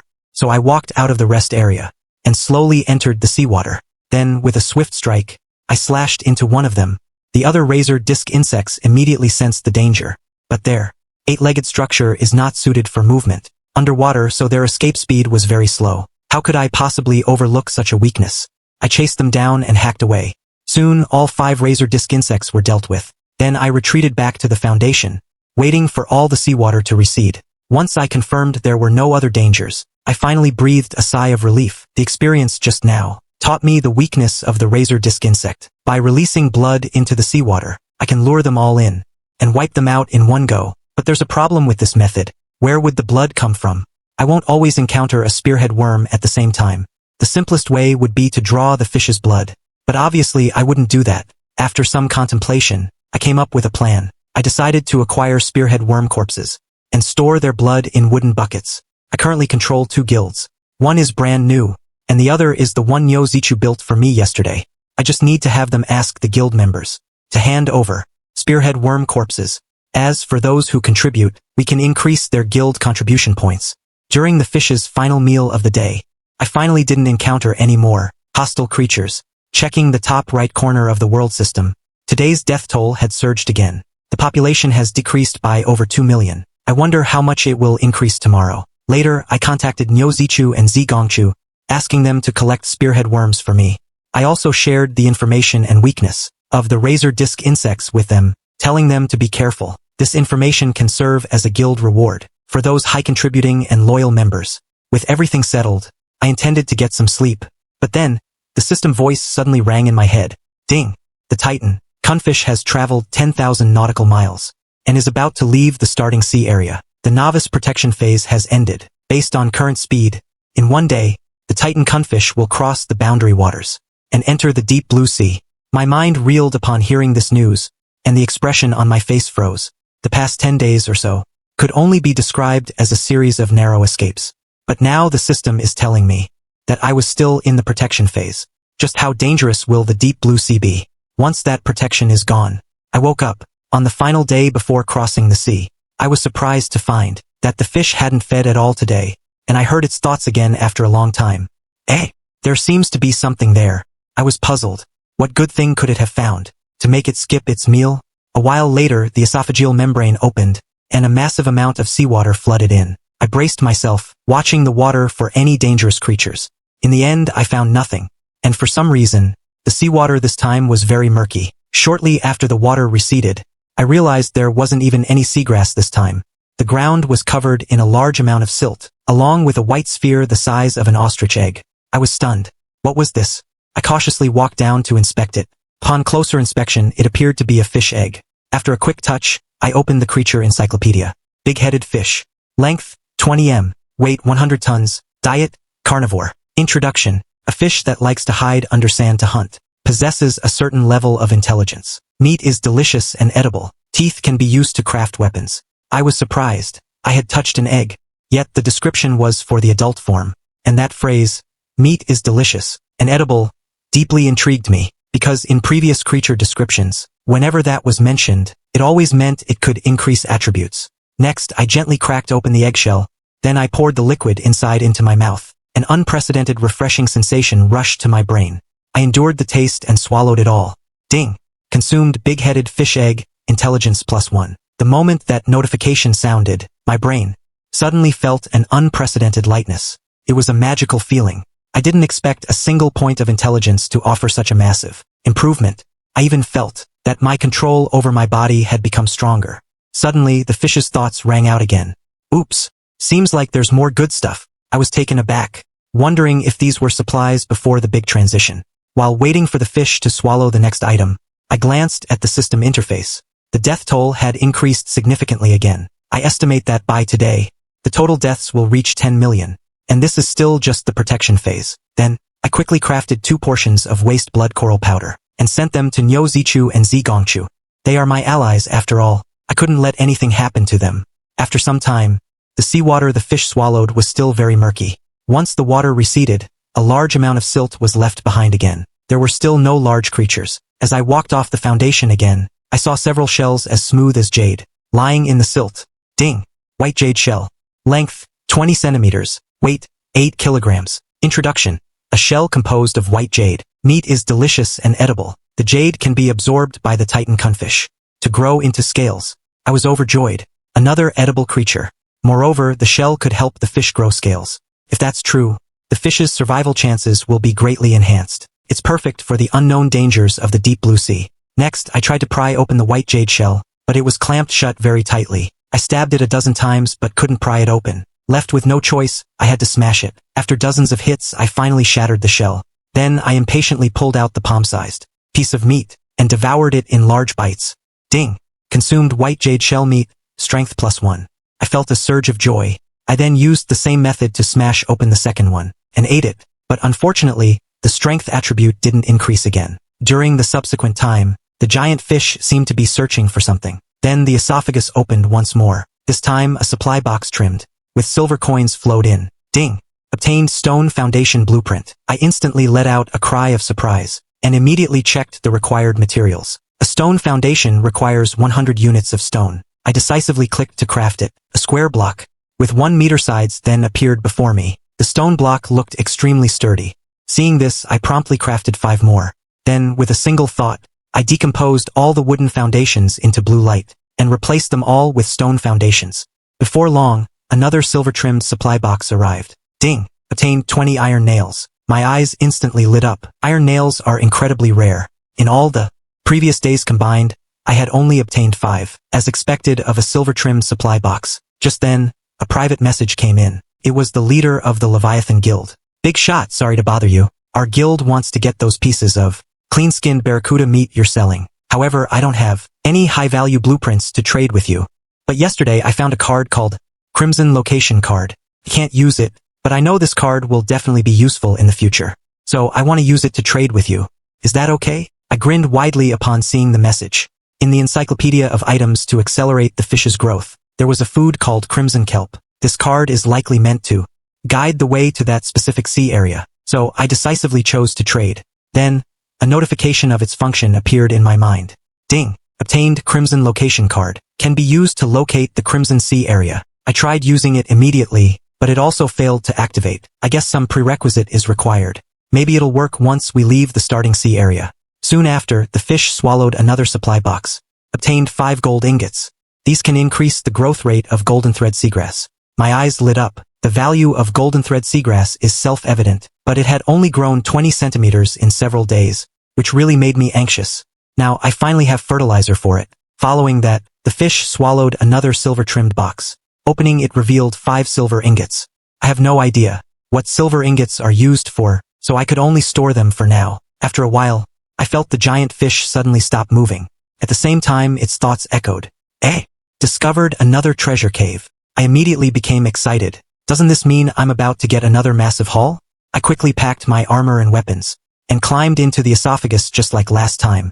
I also messaged Nyo Zichu, telling him to be ready to provide items for support. But before I could walk far, the esophageal membrane behind me suddenly closed. I was stunned. What was happening? Even though I knew the fish wouldn't harm me, the enclosed space still made me feel nervous and uneasy. In the next second, the entire space shook violently. The ground began to rise and tilt slowly.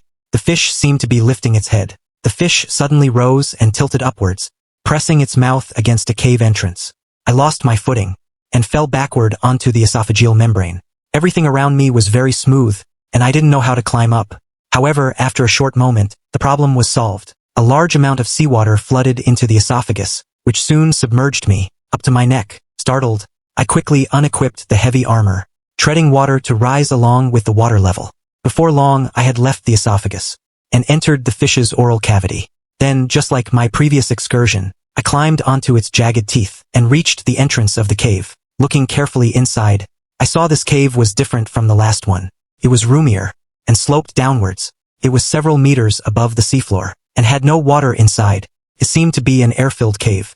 After putting on my upgraded armor, and taking the iron broadsword and wooden shield, I cautiously stepped inside. After walking forward for a bit, I felt a scent of decay lingering in the air. The further I went, the stronger the smell became, to the point it almost made me gag. As I walked, I encountered a fork in the path. I carefully approached it, and poked my head around the corner.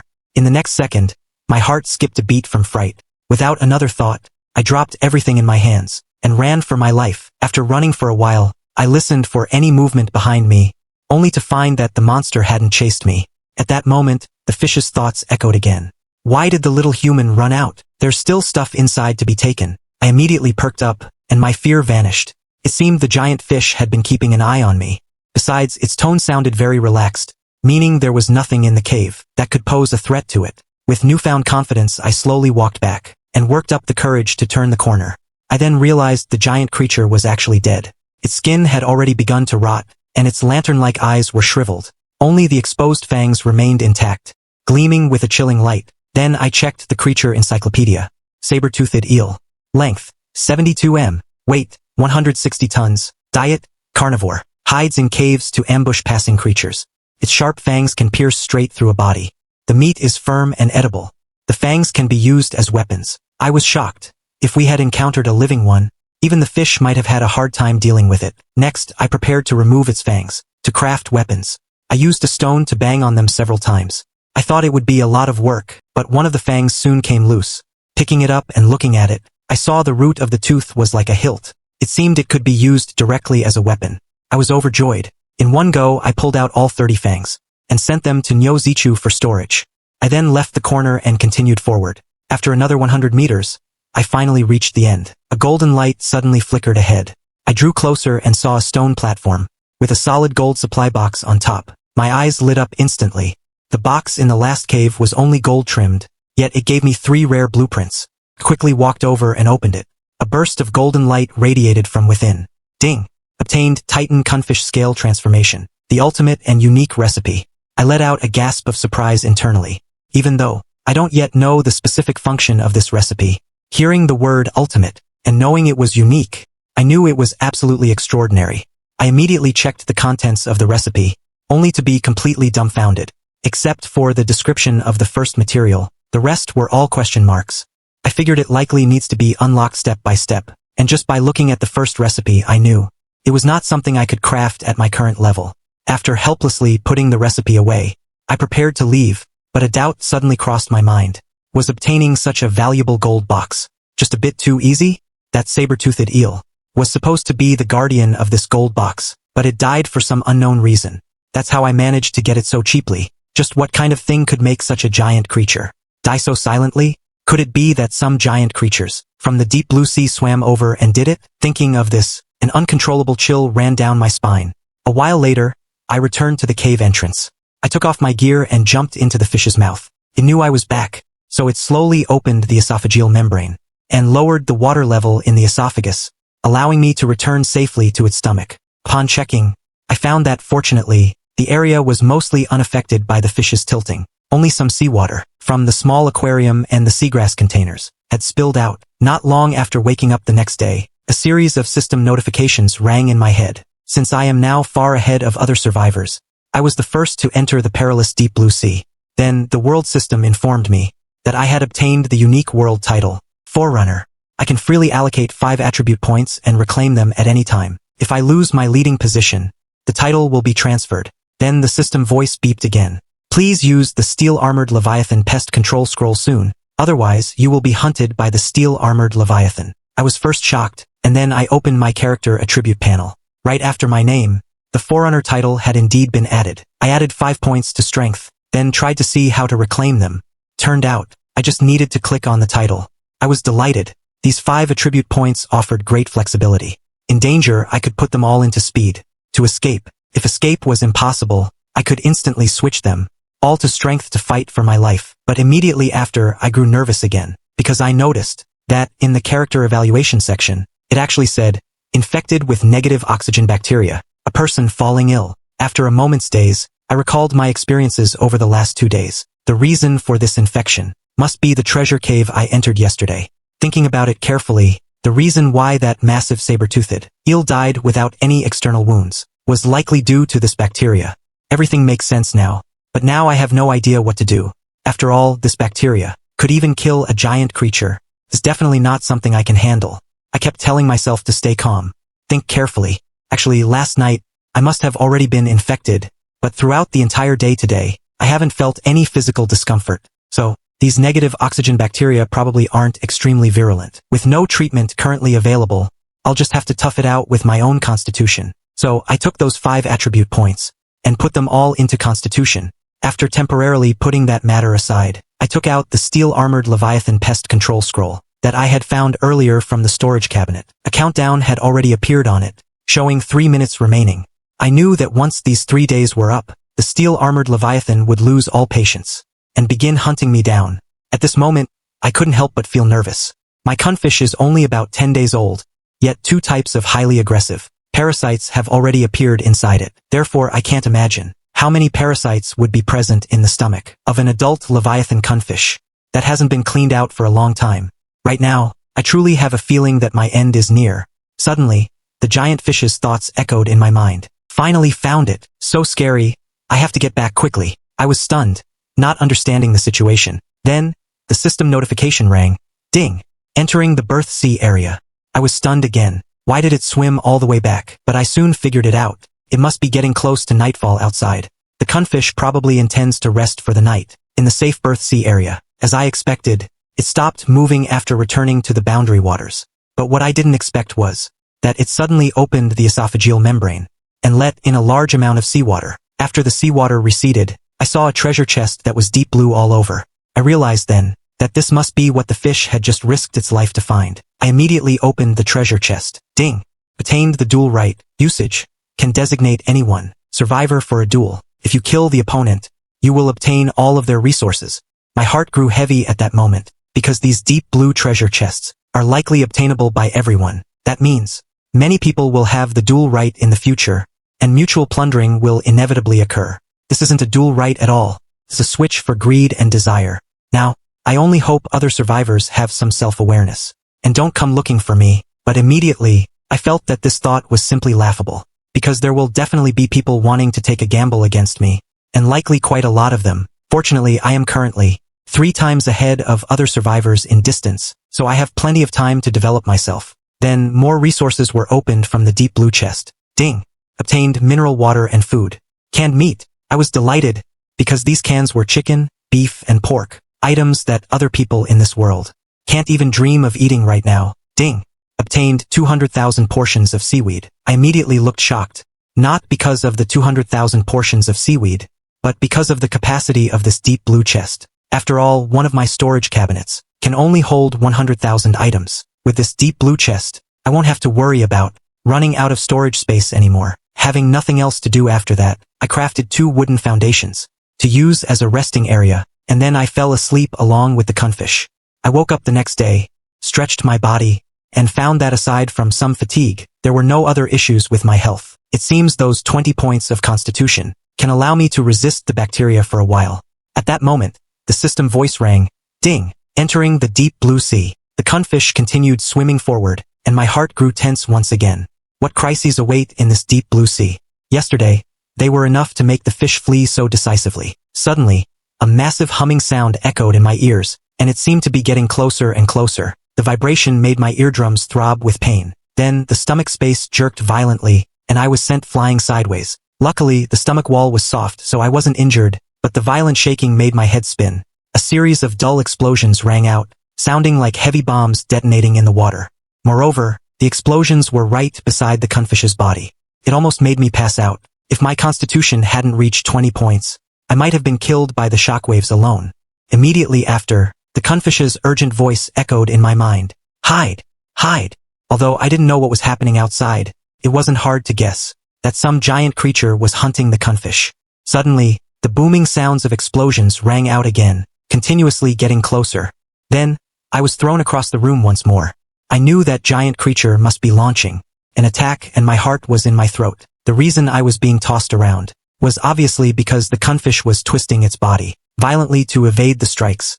I held onto the wooden pile, underneath the wooden foundation for dear life. After all, there was nothing I could do now but pray that the cunfish could escape the pursuit. The stomach space was shaking violently. The cunfish was dodging the hunt of an even larger creature. I gripped the wooden pile tightly, praying for a successful escape.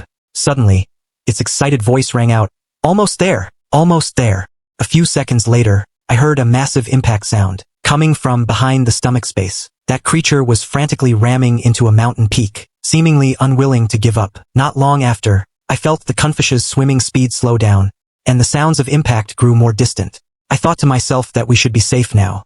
At the same time, I realized that the protected birth sea area from before wasn't meant to protect us survivors, but to protect the cunfish. Now that it had entered a new sea area, it was immediately hunted by a giant creature. After a while, the cunfish's voice echoed again. Ah! Finally found something to eat. I immediately grew tense, quickly put on my gear, and hid in the safety zone on the foundation. Having entered a new sea area, I guessed that the feeding phase might be even more dangerous. Shortly after, the esophageal membrane opened, and seawater flooded in. There was nothing unusual at first, but once the water receded, I saw 5 oval-shaped shells. Soft bodies peeked out from within, looking just like snails. Then, their heads suddenly turned into mouths full of sharp teeth. plunging into the stomach wall to suck the giant fish's blood. Seeing this, I was instantly enraged. Damn it, parasites again. I quickly raised my heavy iron saber and slashed at one of their heads. The creature snapped its body back into its shell, and I struck the carapace hard. With a loud bang, it felt as if I had hit a rock, yet the carapace only had a shallow scratch. I was stunned by how hard it was. Determined, I struck 5 or 6 more times consecutively. I finally managed to break the shell and kill the host body inside. Then I checked the bestiary. Paleo-armored suction worm. Length, 30 centimeters. Weight, 10 kilograms. Diet, blood. A parasite with a hard bone carapace. The shell can be used to make armor. I relaxed slightly, as the description didn't mention any aggressive traits toward humans. I planned to eliminate them all, but I didn't want to destroy the hard shells that could be used for armor. So, I walked over to the foundation, took some iron ingots and wood from the cabinet, opened the crafting interface, and crafted an iron dagger. Then I approached one of the worms and stabbed it directly inside its shell. Soon, the worm inside was mangled and killed. Repeating this several times, I eventually obtained 12 intact shells. I stored them in the cabinet. Next, I began moving seaweed, pondering as I worked. Today, the cunfish's feeding time was much later than usual, all because it had been hunted earlier. Because of that, it missed many feeding grounds. Since this might happen often in the future, I decided to use my alliance to collect large amounts of seaweed through trade, and take the initiative to feed the cunfish. After all, it needs strength to escape pursuit. An hour later, I finished moving all the seaweed. After the cunfish digested it, it continued swimming, entering the phase where it swallows resource boxes. But not long after, it suddenly cried out, its tone clearly filled with anger. Damn it, don't run. Before I could react, the entire stomach space flipped violently. Turned out, the supply box the fish found was suddenly snatched away, so it chased after and slapped that creature with its tail. Once the stomach settled down, I saw the esophageal membrane open. The cunfish was guiding me to go out, so I put on my gear and walked into the esophagus. But I was startled as soon as I entered its mouth, because a bloodshot, oversized eye was staring straight at me. But I quickly calmed down. If the giant fish felt safe letting me out, then there was no temporary danger outside. So, I boldly went forward to investigate, and found that the creature had been completely killed by the fish. Its body was covered in massive scales, reflecting a faint metallic luster. Then, I checked the bestiary, white-scaled fish.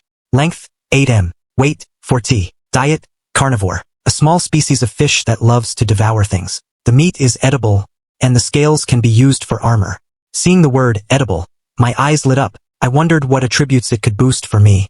At the same time, I guessed the resource box must have been swallowed by this white-scaled fish. Therefore, I planned to cut open its belly.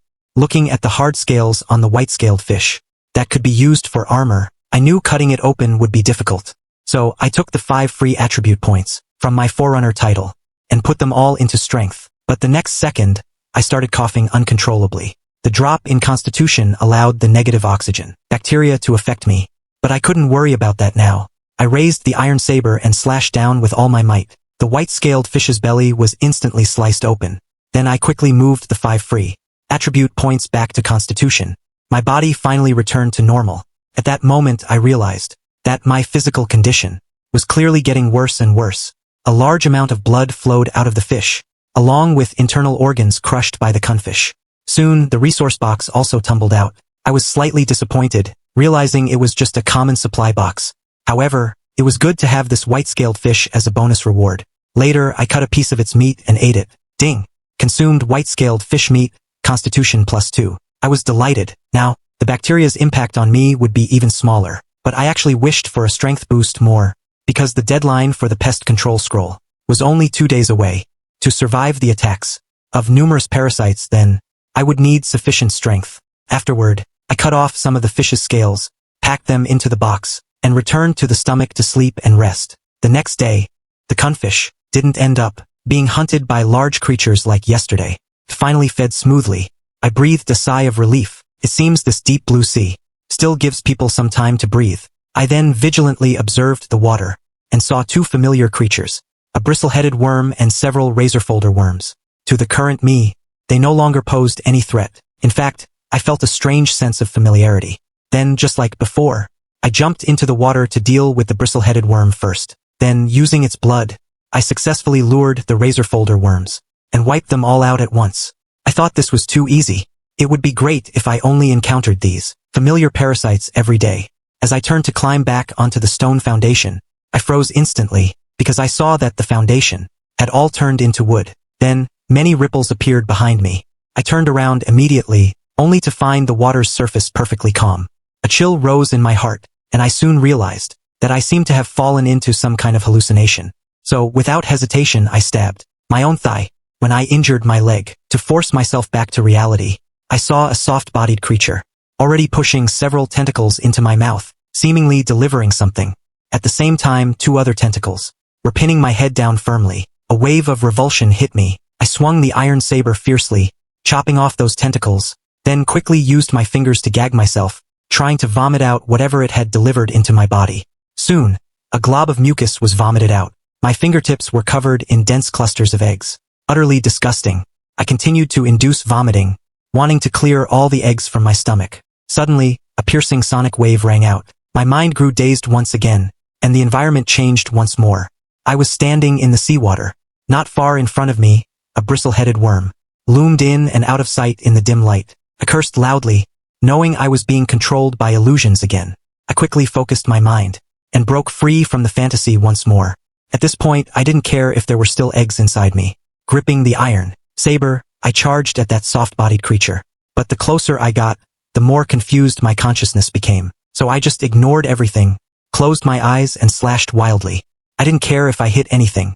After more than a dozen consecutive swings, my mind finally cleared, and that soft-bodied creature had been hacked into several segments, devoid of life. I had also exhausted almost all my strength. I slowly backed up to the stone foundation, panting heavily. Then I opened the bestiary to check. Dream sea anemone worm. Length, 3 m. Weight, 40 kilograms. Diet, blood. A parasite that lives inside giant creatures. It lures humans into fantasies by waving its tentacles, then implants eggs into the human body. The eggs absorb human blood to accelerate growth, eventually bursting out from the body. The body fluid can be used as a displacement agent. After reading the description, I couldn't help but worry, because I wasn't sure if I had vomited all the eggs, or if some remained inside me. I started drinking water frantically to keep inducing vomiting, until a while later, when I had vomited so much I was exhausted, I finally stopped. Then I began using wooden buckets to collect the dream sea anemone worm's fluid, because the description said its fluid could be used as a displacement agent. But even during the collection process, I was still being affected. However, since I was prepared, I would only feel dazed for a moment, before quickly recovering. After processing the dream sea anemone worm's corpse, I also saw an oval-shaped shell split in 2. I tapped it with the iron saber, and found that although the shell looked thin, the texture was extremely hard. Then I picked up 1/2. Took no effort at all. It was very light. Ding! Obtained dream sea anemone worm protective shell. I was stunned. I didn't expect this to be a material as well, though I had no idea what it was used for yet. So, I put it into the storage cabinet for now. Afterward, the cunfish's feeding phase was very calm. I didn't encounter any more strange creatures. While moving the seaweed, kept worrying about whether the eggs had been cleared. Suddenly, I remembered the character attribute panel, which displays my current status. So I quickly opened it. I saw that the evaluation column had indeed changed. A person infected with negative oxygen bacteria, with dream sea anemone parasitic larvae inside, whose life is soon to end. After reading it, I let out a helpless sigh. I truly was infected with the parasites, and my life was indeed short. Then I walked back to the storage cabinet, taking out that box of anti-inflammatory medicine from days ago. Even though I knew it was useless, I still swallowed 1 pill, mostly for psychological comfort. Not long after the seaweed was moved, the giant fish began the phase of swallowing resource boxes. After the seawater receded, a common box flowed in. Ding! Obtained furnace blueprint. I knew this furnace was for smelting metal, but the smelting process requires extreme heat, which means it would consume a lot of oxygen. But oxygen in the stomach space was already limited. Even though I have the algae oxygen generator, the oxygen produced definitely wouldn't be enough to support a furnace's consumption. Moreover, during the smelting process, it might also produce harmful gases like carbon monoxide. Just as importantly, the smelting furnace needs a fire, and I have no fire-starting tools right now. After thinking it through, I realized smelting is temporarily impossible, so I'll just have to wait for later. After the fish's resource box phase ended, I planned to go to sleep. The countdown for the steel-armored Leviathan scroll only had the last 20-something hours left. Therefore, I must finish all battle preparations tomorrow. I was in a bad state when I woke up just now, because last night I dreamed that the dream sea anemones were bursting from my body. There were so many of them, and it was extremely disgusting. So now, a pressure of internal and external threats haunts my heart. After adjusting my mindset, I helplessly took out that rock fruit I had put in the storage cabinet earlier, planning to eat it before tonight, to see if it could increase my attributes for a third time. During the fish's feeding phase later, I only encountered a wave of razor folder worms and a wave of paleo-armored suction worms. I didn't find any new creatures that could increase strength after consumption, and afterward the cunfish only managed to swallow one resource box, because midway through it was spotted by some giant creature again, and so began another life and death escape. It stayed in hiding until evening, so I didn't get the other two resource boxes. The cunfish has now stopped moving to sleep. I knew stalling for time was pointless, so I made my final preparations. I took out the rock fruit, cracked its shell on the algae oxygen tank, and swallowed the transparent fruit meat inside. In one gulp, ding! Consuming rock fruit, strength +1, constitution +1, speed +1. I was instantly excited. This rock fruit could actually continue increasing my attributes. I just don't know how many more times it can work. That night I went out to the treasure cave. I really did find a treasure. Then I glanced at the gold leaf rock tree behind me, noticing that leaves had already grown on it, and it had even borne fruits the size of peanuts. This gave me a sense of urgency. I wanted to make its fruit ripen faster. Then I checked my attribute panel. In an instant, I assigned the 5 free attribute points from being a forerunner to strength. My strength reached 17 points. Suddenly I felt like the armor on my body had no weight at all, as if I were just wearing a cotton jacket. But I immediately began to cough. My constitution dropped to 18 points, making me feel very weak. But there was no other way. Right now I have to force myself to increase strength, to have a better chance of surviving inside the steel-armored Leviathan's stomach. Next, I took out 2 iron nails and upgraded the Iron Branch greatsword once more. Then I grabbed 6 gel worms, grinding out 6 portions of hemostatic gel. I also took out a portion of boiling snow coral powder. I put all of it into the deep blue chest, which could store 200,000 items, planning to take it with me into the steel-armored Leviathan's body. Finally, I told Lu Zichu to be ready to support me at any time. With that, everything was more or less ready. I then picked up the steel-armored Leviathan scroll medium and shouted, "Use!" The moment the words left my mouth, the scroll immediately radiated golden light. It transformed into a giant fish clad in steel armor. After it leapt into the air, it suddenly opened its massive mouth and swallowed me whole. I then vanished from the cunfish's stomach wall space. The next second, I appeared in a pitch-black space. The ground here was extremely damp, and the air smelled fishy, which made me a bit nauseous. I immediately opened the bestiary. Steel-armored Leviathan, adult stage length 300 meters, weight 200,000 tons. Diet, meat and iron ore. Description: a giant fish species that loves to devour iron ore. Its scales and teeth are made of bone steel, which can be used to craft armor or weapons. It can also be used to let a phantom Leviathan absorb it to grow bone steel scales. After reading the detailed description, I couldn't help but scratch my head. Although I knew about the most useful parts of the steel-armored Leviathan, the problem was, how would I have the ability to pull out its scales and teeth? I couldn't worry about that now. I scouted the dark space and finally confirmed that I was currently in the steel-armored Leviathan's mouth. There shouldn't be any danger here yet, so I planned to perform 2 experiments first. First, can I craft items here? With a thought, a wooden shield appeared in my hand. I was delighted. Crafting items was no problem. Second, can I place foundations? This was very crucial. If I could place them successfully, then the process of clearing the parasites would be much simpler. So, with another thought, a wooden foundation actually appeared before my eyes. I was overjoyed. Next, I spent a good while feeling my way through the steel-armored Leviathan's mouth, before finding a massive cavity, which was the steel-armored Leviathan's esophagus. I knew that inside here, it must be full of risks I had never encountered before. After some mental preparation, I carefully and slowly walked inside. After advancing about 30 meters into the esophagus, I finally saw the scene inside the steel-armored Leviathan's stomach. In an instant, I felt like my scalp was going to explode. I saw countless, dense swarms of parasites, moving slowly. The space here was much larger than the cunfish's stomach, but it wasn't dark, because a large number of sunlight ball worms were radiating light. Moreover, their size was many times larger than the ones I had encountered before. After hesitating for a long while, I slowly walked onto the stomach wall. In the swarms, I recognized bristle-headed worms, ancient armored strange worms, and razor folder worms. There were even more that I didn't recognize. They all looked grotesque. Most of them were sucking the steel-armored Leviathan's blood. As a result, the stomach wall was bitten into a pitted mess. Hardly any area was left intact. Many places were ulcerated. I muttered bitterly, how am I supposed to clear all this? I was about to retreat back into the esophagus to regroup. But the next second, a flesh worm with a mouth full of sharp teeth appeared before me, opening its mouth to tear into me.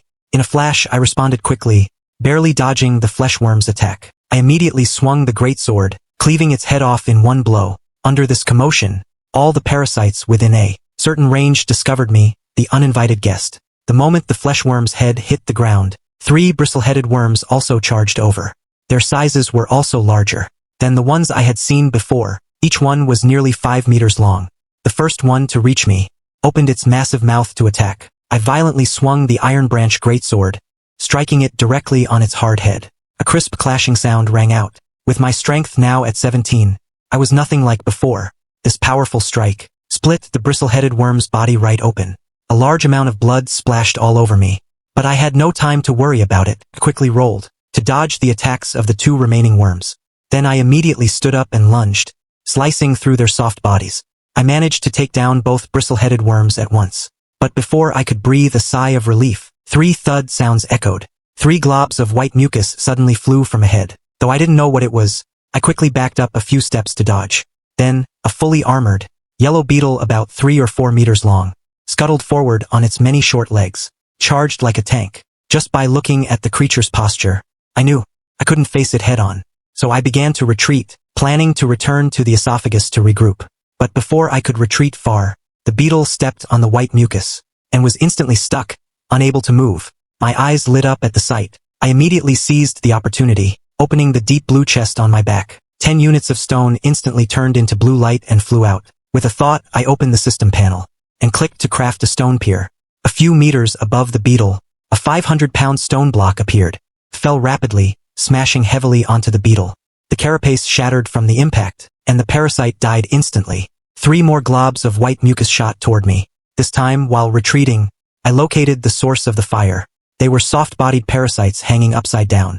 Because the Leviathan's stomach was so large, the ceiling was quite far away from me. For a moment, I really had no way to deal with those parasites. Several familiar sounds of whistling air rang out. I immediately reacted, constantly dodging the attacks of the razor-folder worms. For those I couldn't dodge, I swung the greatsword to knock them away. But the ever-increasing numbers were honestly getting hard to handle. As the commotion grew louder, nearly all the parasites in the stomach discovered me. They all began closing in on my position. Right now, I could only fend them off with all my might. I couldn't spare the energy to retreat into the esophagus. Suddenly, I had a flash of inspiration. Seizing a brief moment while dodging, I picked up the corpse of a razor-folder worm and threw it like a frisbee at the slime parasites hanging from the ceiling. I easily sliced through one of their bodies. Seeing how effective it was, I repeated the action several times. After a short while, I had finally killed all of them above me. Without the annoyance of the mucus, I finally found an opening and immediately retreated into the esophagus. But a massive number of parasites soon gave chase. I immediately crafted several stone foundations to block the esophagus, guarding this tunnel like a fortress. The parasites kept pouring in. I swung and slashed continuously for over 10 minutes. Both my arms were numb with fatigue. Corpses of various parasites piled up, but they still kept flooding through the entrance, accompanied by various crawling sounds. I knew that if I kept guarding like this, it wouldn't end well. My stamina simply wouldn't hold up. With my brain's 12 points of intelligence working fast, I soon thought of a solution. I first ducked back to create some distance, then quickly crafted a foundation wall to seal off the front. Next, I turned and crafted a passageway that reached the very top of the esophagus. All other gaps were sealed tight with stone foundations, leaving only one straight path in the middle. Then I took off all my equipment, put it in the resource chest, and assigned the 5 free attribute points to speed. With a wave of my arm, I put all the parasite corpses into the system interface and sent them to Luzichu. Now the swarm of parasites was surging toward me like a tidal wave. My scalp tingled for a moment, then I sprinted with all my might to the end of the passage. I turned around and opened the deep blue chest. With a thought, a large amount of stone flew out. I crafted them into stone piers in mid-air, and they fell like rain. Several dull thuds echoed within the esophagus. The swarm was crushed into piles of meat paste. After a while, the entire passage was filled with stone piers. With a wave of my hand, I sent them all to Lu Zichu as well. The parasite swarm in the stomach continued to pour into the esophagus. I repeated the process, making another rain of stone blocks. After repeating this for a while, no more parasites crawled into the passage. Only a few lucky survivors charged in front of me, but I wasn't helpless. I assigned the 5 free attribute points back to strength. With a few slashes, I killed them all. Then, with a thought, I put on my armor, wading through the meat paste on the floor. I finally returned to the steel-armored Leviathan's stomach. Looking around, there were still many parasites here, but they were all non-aggressive, simply clinging to the stomach wall to suck blood. After a whole night, I finally cleared them all, leaving only some sunlight ball worms for illumination. By this time, I had reached the innermost part of the stomach. Next to the digestion pool, there was a small mountain of piled-up iron ore. I thought I shouldn't go back empty-handed, so I planned to take this iron ore back. Suddenly, several rumbling sounds occurred. The entire iron ore mountain vibrated inexplicably. Then, a giant worm with a metallic luster, about 2 meters thick, burrowed out from inside. It twisted its body frantically, seeming very angry. I sensed trouble and was about to flee, but in the next second, it rushed in front of me with incredible speed, opening its mouth to bite. I quickly backed up a few steps to dodge, and slashed down with all my strength. But all I heard was the sound of metal clashing, along with a trail of sparks. My heart sank. This creature's skin was actually a layer of iron. It immediately twisted its body, and charged at me again. I quickly crafted 3 stone blocks in the air, and dropped them heavily. But its body only sagged slightly. It didn't take any damage. Then it shook its body, tossing all the stone blocks aside. Seeing this, my mood sank to rock bottom. I felt that this parasite was simply not something I could clear right now. In the brief moment I was dazed. Its saw-toothed mouth was already inches away. This time I didn't manage to dodge completely, and a piece of my armor was bitten off. I was terrified, and cold sweat broke out all over me. If I had been half a beat slower just now, my whole arm would probably be gone by now. I knew I couldn't go on like this. With my mind working at high speed, I thought of a way. Although the stone blocks didn't cause damage to that giant worm, their 500-pound weight still provided a certain level of suppression. So as long as there were enough of them, even if I couldn't kill it, I could make it lose its ability to move. But the prerequisite for doing so was a narrow space to trap it in. So I took off my armor, and assigned the 5 free attribute points to speed. The giant worm chased me frantically. But now, with 22 points of speed, I was faster than it. So I led it in circles, while placing stone foundations. After more than 10 minutes like this, I successfully built a cubic space. But my stamina was also mostly depleted. I quickly changed direction, and ran into the opening I had intentionally left. Next, I had to perform the most dangerous step, leading the giant worm around in here, to get its body coiled up inside. I ran as fast as I could around the 4 corners of the cubic space. Behind me, the sounds of the worm crashing into the stone walls echoed continuously. Finally, I ran out of the cubic space, and quickly turned to seal the gap. A massive impact sounded. The entire stone wall actually developed cracks. I knew this cubic space wouldn't last long, and the top was still open. As soon as the giant worm realized it could crawl right out from the top, so I quickly asked Lu Zichu to send over all the stones he had. Then I crafted them into a large number of stone blocks to fall from above. The giant worm twisted its body frantically to escape, but the cubic space was quickly filled up, pinning it down so it could no longer move. At this moment, I finally had a chance to breathe. Then I started thinking about what to do next. This task is to clear all parasites, otherwise I can't leave. That meant I had to kill the giant worm. But the greatsword couldn't even break its skin. After thinking for a moment, I looked toward the digestion pool. If I could get the giant worm to fall in there, maybe I could get rid of it. Suddenly, inside the collapsed iron ore mountain, a glimmer of golden light flashed, catching my attention. I quickly walked over. Upon closer inspection, I found it was a gold-rimmed resource chest. My face lit up, but as I went to open it, a small, dark thing rushed toward me. I quickly dodged, then saw the creature's appearance clearly. It looked just like the giant worm, but only 5 or 6 centimeters thick. It must be its child. Seeing this, I had an idea. I carefully caught the small worm, then opened the bestiary, to see if I could find the creature's weakness. Diamond worm, length 20 meters, weight 230 tons. Diet, iron ore. A symbiotic worm with the steel-armored Leviathan. Eats iron ore to produce steel. The steel on its body can be used to craft equipment. After reading the description, I was instantly relieved. So this diamond worm and the steel-armored Leviathan have a symbiotic relationship. It's not a blood-sucking parasite at all. That meant I only needed to clear out the last few sunlight ball worms for the task to be over. There was no need to fight that adult diamond worm to the death, so I took the gold-rimmed resource chest and turned to kill those sunlight ball worms. But just then, an extremely angry roar came from behind me. The next second, the filled-up cubic space exploded. The giant worm then charged right at me. Its speed was much faster than before. It seemed to have entered a berserk state. I reacted instantly and dodged the strike, but the crisis wasn't over. Immediately after, its tail swung toward me at high speed. I was panicked, because I wasn't wearing my armor now. If I got hit, the consequences would be unthinkable. With a thought, I crafted a 3x3 wall to block in front of me. But in the next moment, the stone wall shattered completely. The giant worm's tail hit me heavily. I was sent flying several meters before hitting the ground. At that moment, suffocating pain spread through my whole body. I opened my mouth, but no sound came out for a while. I waited a few seconds before forcing myself to crawl up. Luckily, at the moment I was hit, I had increased my constitution to 23. That's why I didn't faint. But I immediately coughed up a large mouthful of blood. My head spun, and my whole body lost its strength. I knew something was wrong with my internal organs. But the diamond worm didn't give me time to recover. It was already charging at me with its bloody mouth wide open. At the brink of life and death, I forced myself to take out the boiling snow coral powder from my pocket and swallowed it in one go. The blood in my body immediately flowed faster. A surge of power instantly rushed out. My body could move again. I dodged the attack with a sidestep, then turned and ran toward the esophagus. But before I could run far, I suddenly stumbled. My throat felt sweet, and I spat out blood again. I knew my body had reached its limit, and I realized that when severely injured, one shouldn't use boiling snow coral powder. At this time, the diamond worm was behind me again. In a moment of desperation, I threw out some Dream Sea anemone worm fluid. It immediately had a hallucinogenic effect on it. From its perspective, it saw that I had already run into the Leviathan's esophagus, so it hurriedly chased after the illusion, but it soon cleared its head and turned to find that I was still in the stomach space. I immediately picked up the deep blue chest.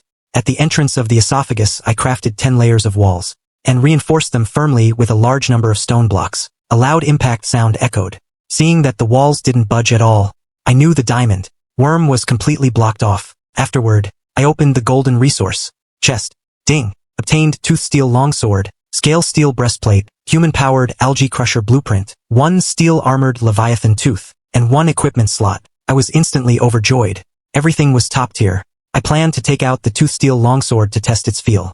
But as soon as I held it, I was pulled down by its weight. I almost fell over. Only after assigning the 5 attribute points to strength could I barely swing it a few times. Then I took out the scale steel breastplate. This time, I didn't just almost fall. It slipped right out of my hands and hit the ground, because it was simply too heavy. It was not something I could wear right now. Next, in the blueprint interface, I examined the human-powered algae crusher. I still don't know what its function is. The materials required for crafting are 30 wood, 10 steel nails, and 10 iron nails. I was stunned.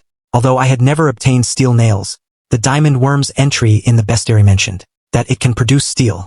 Then I checked the character panel. The equipment bar next to it had indeed become 2 slots. Finally, I took out the steel-armored leviathan tooth. It was like a massive tusk with a metallic luster all over. It appeared before me, the surface extremely smooth. I used my iron straight broadsword to hack at it twice, but there wasn't even a scratch. Seeing this, I thought excitedly, this fang should count as a fishbone. If I use it to make fishbone armor, wouldn't I be invincible? Although I was badly injured this time, with such a bountiful harvest, it was well worth it. I knew I couldn't delay any longer. As soon as the boiling snow coral powder's effect ended, I would enter a weakened state, so I immediately went to the iron mine. After digging through a pile of iron ore, I quickly found the diamond worm's nest. Several cylindrical metal pieces were scattered around. I immediately picked one up, obtained steel nail. I was overjoyed. I then stored them all in the deep blue chest. Just then, that small diamond worm rushed out from somewhere again. I grabbed it and was about to throw it away, but then I suddenly paused. If I take it back, could I have it continuously produce steel nails? So I immediately told Lu Zichu to leave, and used a roll of bandage to tie the small fleshy worm up tightly. Then I put it in my pocket. It was finally time for this instance to come to an end. So I walked up to the last giant sunlight ball worm. I planned to clear it out. After one slash, blood sprayed out like a waterfall, and then a red sphere dropped out of his body. Before I could think about what it was, the light from the sunlight ball worm dimmed. Immediately after, the phantom of the steel-armored Leviathan slowly appeared. I knew this proved that my instance mission was complete, so I quickly picked up the red sphere and the 2 chests. Then, I was swallowed into the belly of the phantom. The next second, I was back in the crucian carp's stomach. At this moment, I felt it was very cramped here, but also incredibly reassuring. Once I regained my senses, I discovered that the stomach was actually shaking. Then I heard the crucian carp's voice in my mind. His tone seemed very anxious. Where did the little human in my belly go? When did he disappear? What should I do? Kept repeating this, until shortly, after it sensed my presence. Only then did it stop. After a confused sound, though its small brain was a bit dazed, it didn't think much of it. Then it began moving to find food. At this time, the effect of the boiling snow, coral powder on me had disappeared. Therefore, I entered a weakened state. This made me, already covered in injuries, even more lethargic. But I couldn't rest, because it was already morning. The phases of the fish feeding and swallowing materials would definitely not be peaceful, so I had to hold on until it rested. At this moment, I remembered the red sphere I was still holding, so I quickly examined it carefully. Ding! Obtained steel-armored Leviathan blood crystal. A crystal that condenses the essence of the steel-armored Leviathan's blood, used on a Titan giant insect's head area, can cause bone steel scales to grow. After reading the system prompt, I was immediately delighted. This is good stuff. I didn't expect that inside the giant sunlight ball worm's body, such a treasure was hidden. However, it hadn't yet entered the evolution phase, so I first put the crystal and the items from the chest into the storage cabinet. Then I crafted a new small aquarium, untied the little diamond worm I brought back, and placed it inside. It had a bad temper and kept trying to escape. Seeing this, I took out 3 pieces of iron ore from the storage cabinet and put them in. Seeing that there was food, it immediately calmed down. Afterward, I patrolled the stomach space. I fed seaweed to the gel worms, spoke with my subordinates, and found a headhair worm carcass. I used its blood to feed the boiling snow coral worms. The golden silk seaweed was the same as before, but the rock gold leaf tree had grown overnight. The 3 rock fruits were now the size of lychees. According to this growth rate, they would be ripe tonight. After the patrol, knowing everything in the stomach was fine, I climbed onto the foundation and rested, feeling half dead. I couldn't help it. I was truly exhausted. Shortly after, the esophageal diaphragm opened, and seawater flooded in. The crucian carp began feeding, but I didn't feel nervous, like I used to, after experiencing several major battles. In the steel-armored Leviathan instance, I no longer cared about the parasites inside the fish's body. Once the seawater receded, I found 2 nearly 2-meter-long white beetles. They were the same kind I crushed with stone blocks in the steel-armored Leviathan's stomach yesterday. However, these 2 were clearly much smaller. I glanced at them, too lazy to even move. I just crafted 2 stone blocks above them and dropped them quickly. But the damage to the white beetles wasn't significant. Even their carapaces weren't crushed. Then they shook their bodies and knocked the stone blocks off. It wasn't because their carapaces were too hard, but because the height of the fish's stomach was too low. There wasn't enough gravitational acceleration, so the power of the falling stone blocks was much smaller. This also made me realize that inside the crucian carp's stomach, I couldn't kill parasites as easily as I did last night. I muttered, "What a bother," in frustration, then added 5 free attribute points to strength, and stepped down from the foundation. After the 2 white beetles let out a strange cry, they rushed toward me. Without panicking, with just a thought, the tooth-steel longsword from my equipment slot appeared in my hand. Then I swung it down fiercely. I heard a crisp cutting sound. The white beetle was sliced in half instantly, but the momentum of the sword didn't stop. I couldn't pull back in time and was about to hit the stomach wall. In desperation, I used my mind to instantly store the sword back into the equipment slot. At that moment, my tired eyes widened in shock. I thought the white beetle's shell would protect it, and it wouldn't be so easy to kill. But I didn't expect this tooth-steel longsword to be so sharp. It was just like cutting through tofu. Luckily for the equipment slot, otherwise if I hadn't stopped, cutting open the fish's stomach would have been a disaster. So when the second white beetle rushed over, I swung horizontally, easily slicing it in half. Immediately after, I coughed violently, my saliva mixed with blood. So I quickly added the 5 free attribute points back to Constitution, which made me feel a bit better. Then I opened the bestiary to check. White beetle, body length 2 to 3 meters, weight 500 kilograms. Diet, blood. A parasite that lives inside giant organisms. Covered in heavy, indestructible armor. The carapace can be used to craft defensive gear. After reading, I couldn't help but complain. This tooth-steel longsword is truly too sharp. The subsequent feeding process was very peaceful. No other organisms flowed into the stomach, so I just lay there half dead, resting. After the feeding stage ended, I began hauling the seaweed. Once that was finished, I lay down again like a dead dog to rest. I couldn't help it. I was just too tired. After fighting many battles against parasites, in the instance last night, I hadn't rested until now. Just then, I received messages from my subordinates. They said their fish had no activity today. The esophageal diaphragm opened, but no seawater flowed into the stomach. It seemed they had encountered the treasure cave I mentioned before. It was amazing, so I planned to provide logistic support, just like Lu Zichu had done for me. After a while, they each encountered attacks from stewed salt worms. I continuously sent them wooden shields. Lu Zichu's giant fish soon discovered it was being blocked. A single roar immediately scared away the stewed salt worms. But for the other subordinate, it wasn't so smooth. He had to go through over 30 wooden shields before his fish finally moved on. The difference made me realize that perhaps not all fish are the same. Some are smart, while others are a bit slow. By the time they both returned, it was already night. I wasn't polite and directly told them to hand over all the blueprints they found today. Lu Zichu's silver-rimmed chest contained an iron sheet shield blueprint. The other subordinate found a white rhombus breastplate. I crafted them all in one go. The iron sheet shield was made of wood, wrapped in a thick layer of iron. Its defense was much higher than the wooden shield. Then I decided to test the defense of the white rhombus breastplate. I first hit it with an iron blade.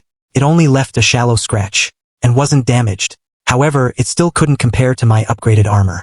At this time, the 3 fruits of the rock goldleaf tree were ripe. I walked over and picked them all, then cracked one open and ate it. Ding! Consumed rock fruit. Strength +1. Constitution +1. Speed +1. I was instantly overjoyed. It actually increases all 3 attributes. Next, I didn't hesitate to eat the other 2. The 3 attributes increased twice more. I was utterly shocked. Eating 6 rock fruits so far had given me 18 attribute points. Then, excitedly, I couldn't help but open my character panel. I was even more surprised to see that my character evaluation had changed. The prompt about being infected by parasites was gone. I couldn't help but mutter to myself, could it be that because of the increased constitution, the immune system directly killed the parasites in my body? After thinking about it, I figured this was the only explanation that made sense. Knowing that one of my biggest worries was gone, I couldn't have been happier. Then I lay down comfortably on the foundation and fell into a deep sleep. I was still in a great mood when I woke up the next day. While waiting for the fish to feed, I suddenly remembered the Fei Hong location card. I hadn't tried yet these past few days, so I immediately took it out from the storage cabinet and said, use. I had originally just wanted to give it a casual try, but to my surprise, the Fei Hong location card turned into a golden light and disappeared. Ding! Fei Hong location card used successfully. Titan Giant Insect Location Set to Fei Hong Sea. Based on current speed, it will enter the Fei Hong Sea in 3 days. Just as I was surprised, the giant fish's voice echoed in my head. Huh! It seems something is calling to me. I couldn't help but feel a surge of joy, because the crimson kelp mentioned in the food bestiary that can accelerate the growth of the fish is in that sea area. So I was definitely going on this trip. After all, the stronger the fish, the safer I am. Since entering the deep blue sea, the fish had always been chased and forced to hide by various creatures. Each time, I was terrified and helpless, so I naturally wouldn't miss a chance to help it grow. Soon after, the fish began feeding. Seawater flooded in, but I didn't hide in the safe zone, on the foundation like usual. Instead, I just stood in the rushing seawater, because with my current 15 strength, I remained as steady as a rock even with armor on, so there was no need to hide. Suddenly the water surface exploded, and 4 head hair worms lunged out. I swung the iron wing broadsword several times, easily dealing with them. Once the seawater receded, I began hauling the seaweed again. Then I remembered something else I had to do. 5 days ago I had Lu Zichu and the other subordinate promote small planting boxes to the guild members. Finally, 80 people were selected specifically for growing fruit, because fruit grown by the survivors can also speed up the growth of the fish, but it requires a full 5 tons. So I thought about having some guild members grow it together, and then collecting it all at once. Counting the time, the watermelon seeds I distributed before should all be ripe by now. So, I sent messages to my subordinates, telling them to collect them all. Thus, they began collecting the guild-grown watermelons. In the end, they successfully collected 70. Initially, I distributed 80 small planting boxes, but 6 members left the guild as soon as they got them. Of the remaining 74 people, 8 couldn't resist the temptation, and ate the watermelons themselves. So in the end, 66 watermelons were handed over by guild members. The remaining 4 were the 2 each grown by Lu Zichu and my other subordinate. I thought it was pretty good overall. In a situation purely based on self-discipline, 66 people still completed the task. They were worthy of trust and further cultivation. Shortly after, the other subordinate messaged me again, saying a guild leader named Duziteng suddenly contacted him, wanting to buy a fishbone blade from him. I was slightly stunned. What did this person mean? Had he also encountered a treasure cave today? Then I told my subordinate to trade with him, to see what was up with this guy. But shortly after the trade, on the World Channel, a message appeared that shocked everyone. Duel voucher used successfully. The winner gets all the losers' resources. Life and death duel starting. I was stunned when I saw it. I immediately went to my storage cabinet and found my own duel voucher was still there. So I couldn't help but frown and mutter, how is this possible? Where did he get a duel voucher? By checking the avatar in the red system message, I saw the one who initiated the duel voucher was indeed Duziteng, and the person he challenged was Wang Xian, leader of the number 1 under Heaven Guild. After thinking for a moment, a thought struck me. Someone else must have entered the deep sea today and obtained a duel voucher, then sold it to Duziteng for a high price. 10 minutes later, the duel ended. Duziteng won the victory and obtained all of Wang Xian's resources. At this moment, the survivors on the chat channel all fell into a state of panic. This sudden change caused a huge uproar among the survivors. The various parasites they encountered in the fish stomachs daily were already enough to exhaust them. Now life and death duels had appeared, but I just smiled. When I first obtained a duel voucher, I already anticipated this situation would arise. Duziteng, returning from his victory, was incredibly arrogant, shouting directly on the World Channel. You've all seen it. I now have the power to decide your fate. From today onwards, those who fear death should join my Tingfei guild. I promise I won't kill my own people. After saying that, he pointed the finger at me. By the way, you whatever kind of big shot you are, for the algae oxygen tanks you sell every day, either double the price like I do, or don't sell them at all. Otherwise, I'll kill you. Hearing Duziteng say this, I immediately and dismissively crafted 20 algae oxygen tanks. I listed them on the World Trading Channel at the same price. Doing this was because I couldn't afford to look too weak. Otherwise, Duziteng would surely push his luck. And the fact that he didn't challenge me to a duel, but chose someone else, showed that he was wary of me. After all, I was ahead of everyone else, and there were too many unknowns about me. As for my response, Duziteng pretended not to see it, and everything went quiet. Many people on the World Channel stepped forward, saying they wanted me to uphold justice. I ignored them completely, and continued waiting for the fish to swallow material. Suddenly, its voice echoed in my head, damn it, out of the way. In the next second, the entire stomach space shook violently. The fish was accelerating with all its might. Then it suddenly stopped. A thunderous explosion of seawater sounded. I was hit by a sonic boom, but with my current constitution, I only felt slightly dizzy for a moment, before immediately recovering. Judging by the sound, the force the fish used this time was much greater than when it struck the white-scale fish last time. It seemed to have encountered an even larger creature. Immediately after, the stomach space sank sharply. The fish's body was under attack. Then it let out a cry of pain. The entire stomach space began spinning rapidly, like a washing machine drum. I held onto the pillars of the wooden foundation for dear life, to barely avoid being thrown out. Boom! There was another loud crash. The fish hit a massive rock. The stomach space jolted violently. Yet it wasn't over. The fish began to accelerate upward with all its strength. The entire stomach space was vertical. Shortly after, with a crash, it leaped out of the water, then began to fall rapidly. This left me in a state of weightlessness. Another loud crash. The fish slammed down heavily. Then calm was finally restored. The battle seemed to be over. But I didn't know what the situation was outside. I didn't know if the fish had won. This had my heart in my throat. Then the fish's voice sounded, "Humph, lucky you ran fast. Otherwise I'd have smashed you to death." Although the fish's tone was weak, it was very stubborn. Clearly, the victory was not easily won. I finally let out the breath I'd been holding. Then I couldn't help but mutter. The creature it met this time must have been huge. After all, it could still escape under the fish's full attack. After the battle ended, I began checking the various items. Everything on the foundation was mostly fine. The water in the algae oxygen tanks had spilled, and gel worms were scattered everywhere. I picked them up one by one. And then there was the little diamond worm. When the stomach space was flipping all over the place just now, it had been tossed around quite a bit. Now it didn't even have the energy to bite me. But by the looks of it, it was probably just dizzy. No major problems. Shortly after, just as I finished organizing all the items, the fish's pained voice sounded in my mind. Ouch! It hurt so much. I immediately took it seriously. Was it injured? Nothing could happen to the fish. But unfortunately, I had no way to communicate with it, so I couldn't know if its injury was serious.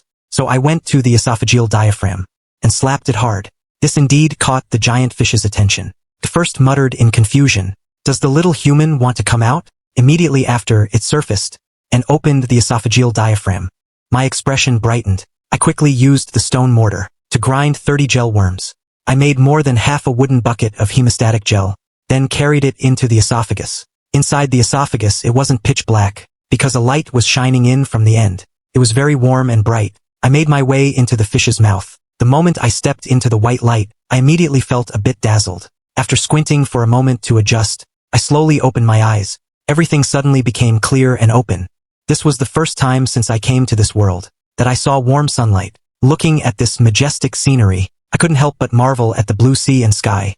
Then I opened my arms, feeling the long-lost sunlight and sea breeze. The giant fish noticed my strange behavior and sent out a puzzled thought. What is the little human doing? I was stunned for a moment, right? Treating the fish's injuries is more important. Then I leaped forward, jumping into the sea. I treaded water to stay afloat. Seeing I had come out, the fish closed its mouth, then slowly sank its massive body, staring ignorantly with its big round eyes. I didn't speak. I just took my greatsword and made a light cut on my arm. Blood seeped out of the wound. When the giant fish saw this, its eyes widened in shock. Then I grabbed some hemostatic gel from the wooden bucket and applied it to the wound. The bleeding stopped immediately. The giant fish blinked, quickly understood that I was trying to treat it. It then submerged its entire massive body under the water, swam beneath me, and rose slowly, letting me stand on its body. As it rose higher and higher, more and more of its body was exposed above the water, and then several hideous wounds appeared in my line of sight. I immediately frowned. The injuries were much more serious than I had expected, and the wounds were all long and thin, as if they were cut by a knife. I'm afraid the half bucket of hemostatic gel I have isn't enough. After thinking for a moment, I decided to treat the larger wounds first. After all, I only had 40 gel worms in total, and this half bucket used 30 of them. I must save the remaining 10 for breeding. Otherwise, if the fish gets seriously injured in the future, I won't have enough to make hemostatic gel for it. Then, I started applying it to the larger wounds. The effect of the hemostatic gel was still significant, providing immediate results. After a while, all wounds longer than a meter were treated. As for the remaining small wounds, I found that thanks to the giant fish's massive recovery speed, they had already stopped bleeding. It seemed to feel that the wounds weren't so painful anymore, so it let out a cheerful cry. Its thoughts echoed in my head. Wow, wow! The little human is so amazing! But unexpectedly, in the next second, suddenly rolled its body in joy. I was flipped straight into the sea by it. Caught off guard, I choked on several gulps of seawater. The fish quickly realized its mistake, hurriedly dove underwater, and used its body to lift me up again. I coughed up some seawater, and thought to myself, is my giant fish a bit of a goofball? After that, the fish didn't dare move recklessly again, its entire body floating steadily on the sea surface, like a small island. I didn't immediately return to the stomach space. Instead, I lay directly on its body, feeling the sea breeze and the sun. Since I'm out, I should naturally stay outside for a while longer. Besides, the fish is injured. Even though the bleeding stopped, it needs some rest. So I thought, I'll skip the next 2 supply crates today. After a while, I suddenly remembered something. Before, in the stomach, because of insufficient oxygen, I couldn't light the furnace. But now that I'm outside, isn't that problem solved? So I immediately sat up and prepared to try. At this moment, I was too lazy to go back to the stomach space for materials. I just asked Lu Zichu for some, and crafted a furnace using 50 units of stone. I added iron ore to the furnace. Then I took out a piece of wood, shaved it into a round wooden stick, and used the wood shavings as tinder. Then I started friction fire starting. After a dozen attempts, I finally succeeded in making a fire. The furnace was lit. Next, I just had to wait patiently. So I continued to lie on the fish's back, basking in the sun. At this moment, I felt only leisure and comfort. During that time, I would occasionally add wood to the furnace as fuel. But after about 2 hours, the iron ore in the furnace was only glowing red, with no sign of melting. I scratched my head at the sight. This situation was within expectations. After all, iron smelting requires coal as fuel. Coal has high combustion efficiency and produces higher temperatures, allowing the furnace to reach the melting point of iron ore. However, although I don't have coal, I can try making charcoal instead, because I just happen to have the crafting recipe for a small charcoal kiln.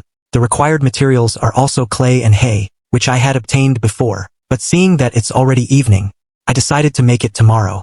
Because the charcoal kiln takes a long time to produce charcoal, it will be night soon. The Fish needs to find a relatively safe place to sleep. Floating on the sea all the time is too dangerous. So it's definitely not possible today. However, I didn't plan to waste the fire I had finally managed to start. So I returned directly to the stomach space, made an iron pot with 5 iron nails. Then, on the world trading channel, I traded for 5 packs of instant noodles and some spiny scale shrimp meat. Only then did I return to the fish's back. I placed the iron pot on the furnace and poured in some mineral water. Not long after the water boiled, I put in 2 packs of instant noodle seasoning and poured in the canned beef. The aroma spread around instantly. At this moment, I felt very satisfied. Soon, seeing that the beef was almost done, I added the thick sliced spiny scale shrimp meat, followed by thinly sliced white jade clam meat. Anyway, whatever ingredients I had, I threw them all into the pot. After it was cooked, I even served some, and sent a bowl each to Lu Zichu and Zigung Chushue. They were full of praise after eating. After all, surviving in the stomach is already hard enough, let alone eating savory food. And although I missed 2 supply crates today, I was still very happy. Basking in the sun, feeling the sea breeze, and having a decent meal. Can be said that since I came to this world, this was my most comfortable day. After dinner, those 2 both curiously asked how I made a fire. Without hesitation, I told them the method of getting to the outside, because I thought it would be too much trouble to produce charcoal by myself. It's better to let them do it, and then I can just use the ready-made stuff. But following my method, even after trying to slap the diaphragm 10 times, their giant fish didn't react at all. So I speculated that perhaps their strength wasn't enough to get the fish's attention. Then Lu Zichu asked thoughtlessly, "Then beige, should I give the esophageal diaphragm a slash to force it open?" I was immediately startled, and hurriedly warned him not to hurt his fish. At the same time, I realized at this moment that other people in this world seemed not to care much about the giant fish. To them, the fish was just a tool, or a ship. Only I could hear the fish's inner voice, so I treated it as a good partner, and would care about its condition. After eating and drinking my fill, I hurried back into the fish's stomach, planning to sleep and rest. And after today, there are only 2 days left, until we enter the Feihong Sea area. Today is my 19th day in this world. I got up and first checked the situation in the stomach. I found that the little diamond worm had already produced a small steel nail. I was immediately pleasantly surprised. I didn't expect it to start producing. After staying in the stomach space for just 1 day, although it was very small, I was already satisfied. Next, I began waiting for the giant fish to feed. But before long, it was targeted by a giant creature, and began to flee.